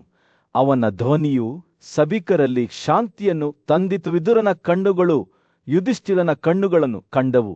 ಅವನ ಮಾತುಗಳ ಆಳವನ್ನು ಅರ್ಥಮಾಡಿಕೊಂಡವು. ಅವನು ತಲೆಯಾಡಿಸಿದನು ಮತ್ತು ಸೌಮ್ಯವಾದ ನಗುವಿನೊಂದಿಗೆ ಅವರ ರಾಜನ ಪರವಾಗಿ ಮಾತನಾಡಲು ಪ್ರಾರಂಭಿಸಿದನು. ಓ ಭರತ ಕುಲದ ಅಗ್ರಗಣ್ಯನೇ, ಅವನು ಹೇಳಿದನು, ರಾಜನು ನನ್ನ ಮನೆಯಿಂದ ತನಗೆ ಬೇಕಾದ ಯಾವುದೇ ವಸ್ತುಗಳನ್ನು ತನಗೆ ಇಷ್ಟವಾದ ಯಾವುದೇ ಅಳತೆಯಲ್ಲಿ ತೆಗೆದುಕೊಳ್ಳಬಹುದು. ಅವನ ಧ್ವನಿಯು ಶಾಂತಗೊಳಿಸುವ ಮುಲಾಮು ಇದ್ದಂತೆ ಪ್ರಕ್ಷುಬ್ಧ ನೀರನ್ನು ಶಾಂತಗೊಳಿಸಿತು. ವಿದುರನು ಮಾತನಾಡುತ್ತಿದ್ದಂತೆಯೇ ಯುಧಿಷ್ಠಿರನ ಮಾತುಗಳು ನದಿಯಂತೆ ಸುರಿದವು. ರಾಜನು ಬ್ರಾಹ್ಮಣರಿಗೆ ಉಡುಗೊರೆಗಳನ್ನು ನೀಡಲಿ ಎಂದು ಅವನು ಹೇಳಿದನು. ಅವನು ತನಗೆ ಇಷ್ಟವಾದಷ್ಟು ಖರ್ಚು ಮಾಡಲಿ. ಅವನು ತನ್ನ ಪುತ್ರರು ಮತ್ತು ಹಿತೈಷಿಗಳಿಗೆ ನೀಡಬೇಕಾದ ಸಾಲದಿಂದ ಮುಕ್ತನಾಗಿರಲಿ. ಅವನ ಧ್ವನಿಯು ಔದಾರ್ಯದಿಂದ ತುಂಬಿತ್ತು, ಆದರೆ ಬುದ್ಧಿವಂತಿಕೆಯಿಂದ ಶಾಂತವಾಗಿತ್ತು. ಸಭೆಯು ಮರುಭೂಮಿಯಲ್ಲಿ ಬಾಯಾರಿದ ಯಾತ್ರಿಕನಂತೆ ಯುಧಿಷ್ಠಿರನ ಮಾತುಗಳನ್ನು ತೂಗು ಹಾಕಿತು. ಅವು ಶಾಂತಿಯ, ಸಹಾನುಭೂತಿಯ, ಕ್ಷಮೆಯ ಮಾತುಗಳಾಗಿದ್ದವು. ಅವನಿಗೆ ಹೇಳಲಿ. ವಿದುರನು ಮುಂದುವರಿಸಿದನು, ಓ ಮಹಾರಾಜ, ನನ್ನ ಈ ದೇಹವು ನಿನ್ನ ಬಳಿ ಇದೆ ಮತ್ತು ನನ್ನ ಬಳಿಯಿರುವ ಎಲ್ಲಾ ಸಂಪತ್ತು. ಗೊಂದಲಮಯ ಸಭೆಯ ಮಧ್ಯದಲ್ಲಿ ವೈಶಂಪಾಯನನು ರಾಜ ಯುಧಿಷ್ಠಿರನ ಮುಂದೆ ನಿಂತು ವಿದುರನ ಮಾತುಗಳನ್ನು ವಿವರಿಸಿದನು. ರಾಜನ ಸಂದೇಶವು ಅತ್ಯಂತ ಮಹತ್ವದ್ದಾಗಿತ್ತು. ತೂತು ಮತ್ತು ದೃಢ ನಿಶ್ಚಯದಿಂದ ಅದನ್ನು ತಲುಪಿಸಲಾಯಿತು. ವಿದುರ ಮತ್ತು ಧೃತರಾಷ್ಟ್ರರ ನಡುವೆ ಹಂಚಿಕೊಳ್ಳಲಾಗುತ್ತಿದ್ದ ಭಾರವಾದ ಮಾತುಗಳ ಬಗ್ಗೆ ಮಾತನಾಡುವಾಗ ವೈಶಂಪಾಯನನ ಧ್ವನಿಯು ನಡುಗಿತ್ತು. ಬುದ್ಧಿವಂತ ಮತ್ತು ನ್ಯಾಯಯುತ ಆಡಳಿತಗಾರನಾದ ಧೃತರಾಷ್ಟ್ರನು ರಾಜ ಯುಧಿಷ್ಠಿರನಿಗೆ ಒಂದು ಸಂದೇಶವನ್ನು ವಿದುರನಿಗೆ ಒಪ್ಪಿಸಿದ್ದನು. ರಾಜನು ವಿದುರನ ಮಾತುಗಳನ್ನು ಕೇಳಿದ ನಂತರ ಅವರ ಗುರುತ್ವ ಮತ್ತು ಬುದ್ಧಿವಂತಿಕೆಯಿಂದ ತೀವ್ರವಾಗಿ ಪ್ರಭಾವಿತನಾದನು. ಅವನು ಅವರನ್ನು ಬಹಳವಾಗಿ ಶ್ಲಾಘಿಸಿದನು. ಅವನ ಧ್ವನಿಯು ಪ್ರಾಮಾಣಿಕತೆಯಿಂದ ತುಂಬಿತ್ತು. ಧೃತರಾಷ್ಟ್ರನ ಸಂದೇಶವನ್ನು ರಾಜನಿಗೆ ತಿಳಿಸಿದವರಲ್ಲಿ ವಿದುರನು ಮೊದಲಿಗನಾಗಿದ್ದನು. ಅವನ ಮಾತುಗಳು ಇತಿಹಾಸದ ಹಾದಿಯನ್ನು ಬದಲಾಯಿಸುವಂತಹ ಘಟನೆಗಳ ಸರಣಿಯನ್ನು ಹುಟ್ಟುಹಾಕಿದವು. ವೈಶಂಪಾಯನನು ಮಾತನಾಡುವುದನ್ನು ಮುಂದುವರೆಸಿದಾಗ ಆ ದೃಶ್ಯವು ಮತ್ತೊಮ್ಮೆ ಧೃತರಾಷ್ಟ್ರನ ಮುಂದೆ ವಿದುರನು ನಿಂತಿರುವ ಸಭೆಗೆ ಸ್ಥಳಾಂತರಗೊಂಡಿತು. ವಿದುರನು ಧೃತರಾಷ್ಟ್ರನ ಬಳಿಗೆ ಹಿಂದಿರುಗಿದನು ಮತ್ತು ರಾಜ ಯುಧಿಷ್ಠಿರ ಮತ್ತು ಅರ್ಜುನನ ಮಾತುಗಳನ್ನು ಅವನೊಂದಿಗೆ ಹಂಚಿಕೊಂಡನು. ರಾಜನ ಸಂದೇಶವು ಶಾಂತಿ ಮತ್ತು ಸಾಮರಸ್ಯದ ಸಂದೇಶವಾಗಿತ್ತು. ಹಿಂದಿನ ವೈಷಮ್ಯಗಳ ನಡುವೆಯೂ ಕ್ಷಮೆ ಮತ್ತು ತಿಳುವಳಿಕೆಯ ಕರೆಯಾಗಿತ್ತು. ಧೃತರಾಷ್ಟ್ರನು ವಿದುರನ ಮಾತುಗಳನ್ನು ಶ್ರದ್ಧೆಯಿಂದ ಆಲಿಸುತ್ತಿದ್ದನು. ಅವನ ಕಣ್ಣುಗಳು ಭಾವನೆಗಳ ಮಿಶ್ರಣದಿಂದ ತುಂಬಿದವು. ಅವನನ್ನು ತನ್ನ ಪುತ್ರರಿಂದ ದೀರ್ಘಕಾಲದಿಂದ ಬೇರ್ಪಡಿಸಿದ್ದ ದ್ವೇಷವನ್ನು ಬದಿಗಿಡಲು ತಿದ್ದುಪಡಿ ಮಾಡಲು ಅವನಿಗೆ ಅವಕಾಶ ನೀಡಲಾಯಿತು. ಈ ಜವಾಬ್ದಾರಿಯ ಭಾರವು ದುರ್ಬಲವಾಗಿತ್ತು, ಆದರೂ ಇದು ಬಿಟ್ಟುಕೊಡಲು ತುಂಬಾ ದೊಡ್ಡ ಅವಕಾಶ ಎಂದು ಅವನಿಗೆ ತಿಳಿದಿತ್ತು. ವೈಶಂಪಾಯನನ ಕಥೆಯು ತೆರೆದುಕೊಳ್ಳುತ್ತಿದ್ದಂತೆ ತನ್ನ ತಂದೆಯನ್ನು ಕ್ಷಮಿಸುವ ನಿರ್ಧಾರದೊಂದಿಗೆ ಹೋರಾಡಿದ ಪರಾಕ್ರಮಶಾಲಿ ಶಸ್ತ್ರಸಜ್ಜಿತ ಯೋಧನಾದ ಭೀಮನತ್ತ ಗಮನ ಕೇಂದ್ರೀಕರಿಸಲಾಯಿತು. ದುಃಖ ಮತ್ತು ವಿಷಾದದಿಂದ ಭಾರವಾದ ಅವನ ಹೃದಯವು ಭೀಮನು ಅಂತಿಮವಾಗಿ ತನ್ನ ಒಪ್ಪಿಗೆಯನ್ನು ನೀಡಿದ್ದನು. ಅವನ ಧ್ವನಿಯು ಇನ್ನೂ ಉಳಿದಿರುವ ನೋವಿನ ಬಗ್ಗೆ ಮಾತನಾಡುವಾಗ ಪಿಸುಗುಟ್ಟುವಿಕೆಯ ಮೇಲಿತ್ತು. ನಂತರ ದೃಶ್ಯವು ರಾಜ ಯುಧಿಷ್ಠಿರ, ಅರ್ಜುನ ಮತ್ತು ವಿದುರರು ಧೃತರಾಷ್ಟ್ರನ ಮುಂದೆ ನಿಂತಿರುವ ಸಭೆಗೆ ಸ್ಥಳಾಂತರಗೊಂಡಿತು. ಅವರ ಧ್ವನಿಗಳು ಮನವೊಲಿಸುವಿಕೆಯಿಂದ ತುಂಬಿವೆ. ಅವರು ಭೀಮನ ಉಲ್ಲಂಘನೆಗಳನ್ನು ಕ್ಷಮಿಸುವಂತೆ, ಹಿಂದಿನ ನೆರಳುಗಳನ್ನು ಮೀರಿ ಮತ್ತು ಉಜ್ವಲ ಭವಿಷ್ಯದ ಕಡೆಗೆ ನೋಡುವಂತೆ ಅವರನ್ನು ಬೇಡಿಕೊಂಡರು. ರಾಜನೇ, ನಮ್ಮನ್ನು ಕ್ಷಮಿಸು. ಅವರು ಬೇಡಿಕೊಂಡರು, ನಾವು ನಿಮ್ಮ ವಿನಮ್ರ ಸೇವಕರು. ನಮ್ಮ ರಾಜ್ಯಕ್ಕೆ ಶಾಂತಿ ಮತ್ತು ಸಾಮರಸ್ಯವನ್ನು ತರಲು ಮಾತ್ರ ಬಳಸುತ್ತೇವೆ. ಅವರ ಮಾತುಗಳನ್ನು ಕೇಳುವಾಗ ಧೃತರಾಷ್ಟ್ರನ ಹೃದಯವು ಭಾವೋದ್ರೇಕದಿಂದ ತುಂಬಿತು. ತನ್ನ ಪುತ್ರರಿಂದ ದೀರ್ಘಕಾಲದಿಂದ ಬೇರ್ಪಟ್ಟ ದ್ವೇಷವನ್ನು ಬದಿಗಿರಿಸಲು ಪರಿಹಾರಗಳನ್ನು ಮಾಡಲು ಇದು ತನಗೆ ದೊರೆತ ಅವಕಾಶ ಎಂದು ಆತನಿಗೆ ತಿಳಿದಿತ್ತು. ಭಾರವಾದ ಹೃದಯದಿಂದ ಆತ ಸಮ್ಮತಿಯಿಂದ ತಲೆಲಾಡಿಸಿದನು. ಆತನ ಧ್ವನಿಯು ಪಿಸುಗುಟ್ಟುವಿಕೆಯ ಮೇಲೆಯೇ ಇತ್ತು. ಆದ್ದರಿಂದ ಕಾರ್ತಿಕದ ದಿನದಂದು ಹುಣ್ಣಿಮೆಯ ಬೆಳಕಿನಲ್ಲಿ ಧೃತರಾಷ್ಟ್ರನು ಬ್ರಾಹ್ಮಣರಿಗೆ ದೊಡ್ಡ ಉಡುಗೊರೆಗಳನ್ನು ನೀಡುವತ್ತ ಮನಸ್ಸು ಮಾಡಿದನು. ಸೂರ್ಯನು ಹಸ್ತಿನಾಪುರದ ಮೇಲೆ ಮುಳುಗುತ್ತಿದ್ದನು. ಗಲಭೆಯ ಬೀದಿಗಳಲ್ಲಿ ಬೆಚ್ಚಗಿನ ಕಿತ್ತಳೆ ಬಣ್ಣದ ಹೊಳಪನ್ನು ಬೀರುತ್ತಿತ್ತು. ತನ್ನ ಸಿಂಹಾಸನದ ಮೇಲೆ ಕುಳಿತಿದ್ದ ರಾಜ ಧೃತರಾಷ್ಟ್ರನು ಯುಧಿಷ್ಠಿರನ ನಿಸ್ವಾರ್ಥ ಕೃತ್ಯದ ಬಗ್ಗೆ ವಿದುರನು ಮಾತನಾಡುವುದನ್ನು ಶ್ರದ್ಧೆಯಿಂದ ಕೇಳಿದನು. ರಾಜನ ಮುಖವು ಸಂತೋಷದಿಂದ ಬೆಳಗಿತು ಮತ್ತು ಅವನು ಸಮ್ಮತಿಯಿಂದ ತಲೆಯಾಡಿಸಿದನು. ಓ ವಿದುರ, ಅವನು ಹೇಳಿದನು, ನೀನು ನನ್ನ ಮರಣ ಉದಾತ್ತ ಕಾರ್ಯವನ್ನು ನನಗೆ ತಿಳಿಸಿದ್ದೀಯ. ಪಾಂಡವರು ನಮ್ಮ ಪೂರ್ವಜರಿಗೆ ಅಂತಹ ದರೆ ತೋರಿಸುತ್ತಿರುವುದಕ್ಕೆ ನನಗೆ ಸಂತೋಷವಾಗಿದೆ. ಅವನು ತನ್ನ ಸಲಹೆಗಾರರ ಕಡೆಗೆ ತಿರುಗಿದನು. ಅವನ ಧ್ವನಿಯಲ್ಲಿ ಉತ್ಸಾಹದ ಸುಳಿವು. ರಾಜ್ಯದಾದ್ಯಂತದ ಬ್ರಾಹ್ಮಣರು ಮತ್ತು ಋಷಿಗಳನ್ನು ಕರೆಸಿಕೊಳ್ಳಿ, ನಾವು ಶ್ರಾದ್ದಪತ್ಯಾಗಕ್ಕೆ ಸಿದ್ಧರಾಗಬೇಕು. ಇದು ಭೀಷ್ಮ ಮತ್ತು ಕಳೆದುಹೋದ ನಮ್ಮ ಆತ್ಮೀಯ ಸ್ನೇಹಿತರನ್ನು ಗೌರವಿಸುವ ಒಂದು ಆಚರಣೆಯಾಗಿದೆ. ವಿದುರನು ರಾಜನ ಆದೇಶಗಳನ್ನು ಕಾರ್ಯಗತಗೊಳಿಸಲು ಆತುರಪಟ್ಟನು. ಆದರೆ ಧೃತರಾಷ್ಟ್ರನು ಭವ್ಯ ಸಮಾರಂಭಕ್ಕೆ ಸಿದ್ಧತೆಗಳನ್ನು ಮಾಡಲು ಪ್ರಾರಂಭಿಸಿದನು. ಆತ ತನ್ನ ಬಾಣಸಿಗರನ್ನು ಕರೆದು ಹೇರಳವಾಗಿ ಆಹಾರ ಮತ್ತು ಪಾನೀಯಗಳನ್ನು ಸಿದ್ಧಪಡಿಸಿದನು ಮತ್ತು ದಾಸ್ತಾನುಗಳಿಂದ ಕಾರುಗಳು, ಬಟ್ಟೆಗಳು ಮತ್ತು ಆಭರಣಗಳನ್ನು ತರಲು ಆದೇಶಿಸಿದನು. ಶೀಘ್ರದಲ್ಲೇ ಅರಮನೆಯು ಲೋಹದ ಮೇಲೆ ಸುತ್ತಿಗೆಯ ಶಬ್ದದಿಂದ ತುಂಬಿತು ಮತ್ತು ಹಬ್ಬದ ತಯಾರಿಗಾಗಿ ಸೇವಕರ ಗದ್ದಲದಿಂದ ತುಂಬಿತು. ದಿನ ಕಳೆದಂತೆ ರಾಜನ ಔದಾರ್ಯಕ್ಕೆ ಯಾವುದೇ ಮಿತಿಯಿರಲಿಲ್ಲ. ಅವನು ತನ್ನ ಸಂಪತ್ತನ್ನು ಅಪಾರ ಪ್ರಮಾಣದಲ್ಲಿ ದಾನ ಮಾಡಿದನು. ಪ್ರತಿ ಉಡುಗೊರೆಗೆ ತಾನು ಯೋಗ್ಯ ಸ್ವೀಕರಿಸುವವರಿಗೆ ನೀಡಿದಂತೆ ಹೆಸರಿಟ್ಟನು. ದ್ರೋಣ, ಭೀಷ್ಮ, ಸೋಮದತ್ತ, ವಲ್ಹೀಕ ಮತ್ತು ಅವನ ಸ್ವಂತ ಮಗ ದುರ್ಯೋಧನ ಎಲ್ಲರೂ ತಮ್ಮ ಪೂರ್ವಜರನ್ನು ಹೆಮ್ಮೆ ಪಡುವಂತೆ ಮಾಡುವ ಉಡುಗೊರೆಗಳನ್ನು ಪಡೆದರೂ ಸಿದ್ಧತೆಗಳ ಮೇಲ್ವಿಚಾರಣೆಯನ್ನು ನಡೆಸುತ್ತಿದ್ದ ಯುಧಿಷ್ಠಿರನು ಪ್ರತಿ ಉಡುಗೊರೆಗೂ ತಲೆಯಾಡಿಸಿದನು. ರಾಜನು ಸಂಪತ್ತಿನ ವಿತರಣೆಯನ್ನು ನಿರ್ದೇಶಿಸುತ್ತಿದ್ದಂತೆ ತಂದೆಯೇ ಹಾಗಿರಲಿ ಎಂದು ಹೇಳಿದನು. ನಮ್ಮ ಪೂರ್ವಜರು ಈ ಅರ್ಪಣೆಗಳಿಂದ ಸಂತೋಷಪಡಲಿ.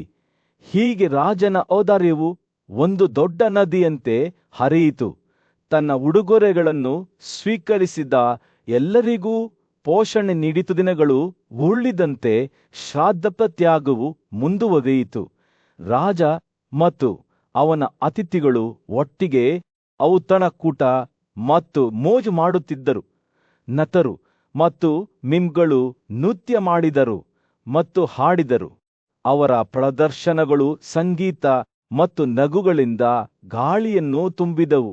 ಮತ್ತು ಕುರು ವಂಶದ ಶ್ರೇಷ್ಠ ರಾಜನಾದ ಧೃತರಾಷ್ಟ್ರನು ತನ್ನ ಸಂಪತ್ತನ್ನು ಯಾವುದೇ ಅವಧಿ ಅಥವಾ ಮೀಸಲು ಇಲ್ಲದೆ ಬಿಟ್ಟುಕೊಟ್ಟನು. 10 ದಿನಗಳ ಕಾಲ ರಾಜ್ಯವು ಸಂತೋಷ ಮತ್ತು ಸಮೃದ್ಧಿಯಿಂದ ಸ್ನಾನ ಮಾಡಿತು.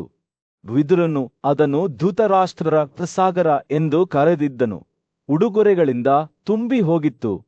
ಅದರ ನೀರು ಆಭರಣಗಳು ಮತ್ತು ರತ್ನಗಳಿಂದ ಹೊಳೆಯುತ್ತಿತ್ತು.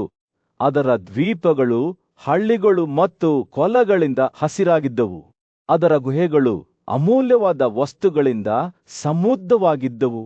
ಮತ್ತು ಅಂತಿಮವಾಗಿ ಸಮಾರಂಭವು ಕೊನೆಗೊಂಡಾಗ ದಣಿದ ಆದರೆ ಸಂತೃಪ್ತನಾದ ಧೃತರಾಷ್ಟ್ರನು ತನ್ನ ಪೂರ್ವಜರ ಬಗೆಗಿನ ತನ್ನ ಕರ್ತವ್ಯವನ್ನು ಪೂರೈಸಿದನೆಂದು ತಿಳಿದನು. ಆತನು ತನ್ನ ಮುಂದಿರುವ ಮುಖಗಳ ಸಮುದ್ರವನ್ನು ನೋಡುತ್ತಿರುವಾಗ ಆತನಲ್ಲಿ ಶಾಂತಿಯ ಅನುಭವವಾಯಿತು. ಆತನು ಉದಾರವಾಗಿ ದಾನ ಮಾಡಿದನು ಮತ್ತು ಹಾಗೆ ಮಾಡುವ ಮೂಲಕ ತನ್ನ ಪುತ್ರರು ಮತ್ತು ಮೊಮ್ಮಕ್ಕಳಿಗೆ ತಾನು ನೀಡಬೇಕಾದ ಸಾಲದಿಂದ ಮುಕ್ತನಾಗಿದ್ದನು. ಆರ್ಥಿಕ ಮಾಸದ ಹುಣ್ಣಿಮೆಯ ದಿನವು ಕೊನೆಗೂ ಬಂದಿತು ಮತ್ತು ಅದರೊಂದಿಗೆ ರಾಜ ಧೃತರಾಷ್ಟ್ರನು ಕಾಡಿಗೆ ತನ್ನ ಪ್ರಯಾಣವನ್ನು ಪ್ರಾರಂಭಿಸುವ ನಿರ್ಧಾರವು ಪ್ರಾರಂಭವಾಯಿತು. ಅವನು ತನ್ನ ನಿರ್ಗಮನಕ್ಕೆ ಸಿದ್ಧವಾಗುತ್ತಿದ್ದಂತೆ ಅವನು ತನಗೆ ಪ್ರಿಯವಾದ ಆ ಶ್ರೇಷ್ಠ ರಾಜಕುಮಾರರಾದ ಪಾಂಡವರನ್ನು ಕರೆದನು.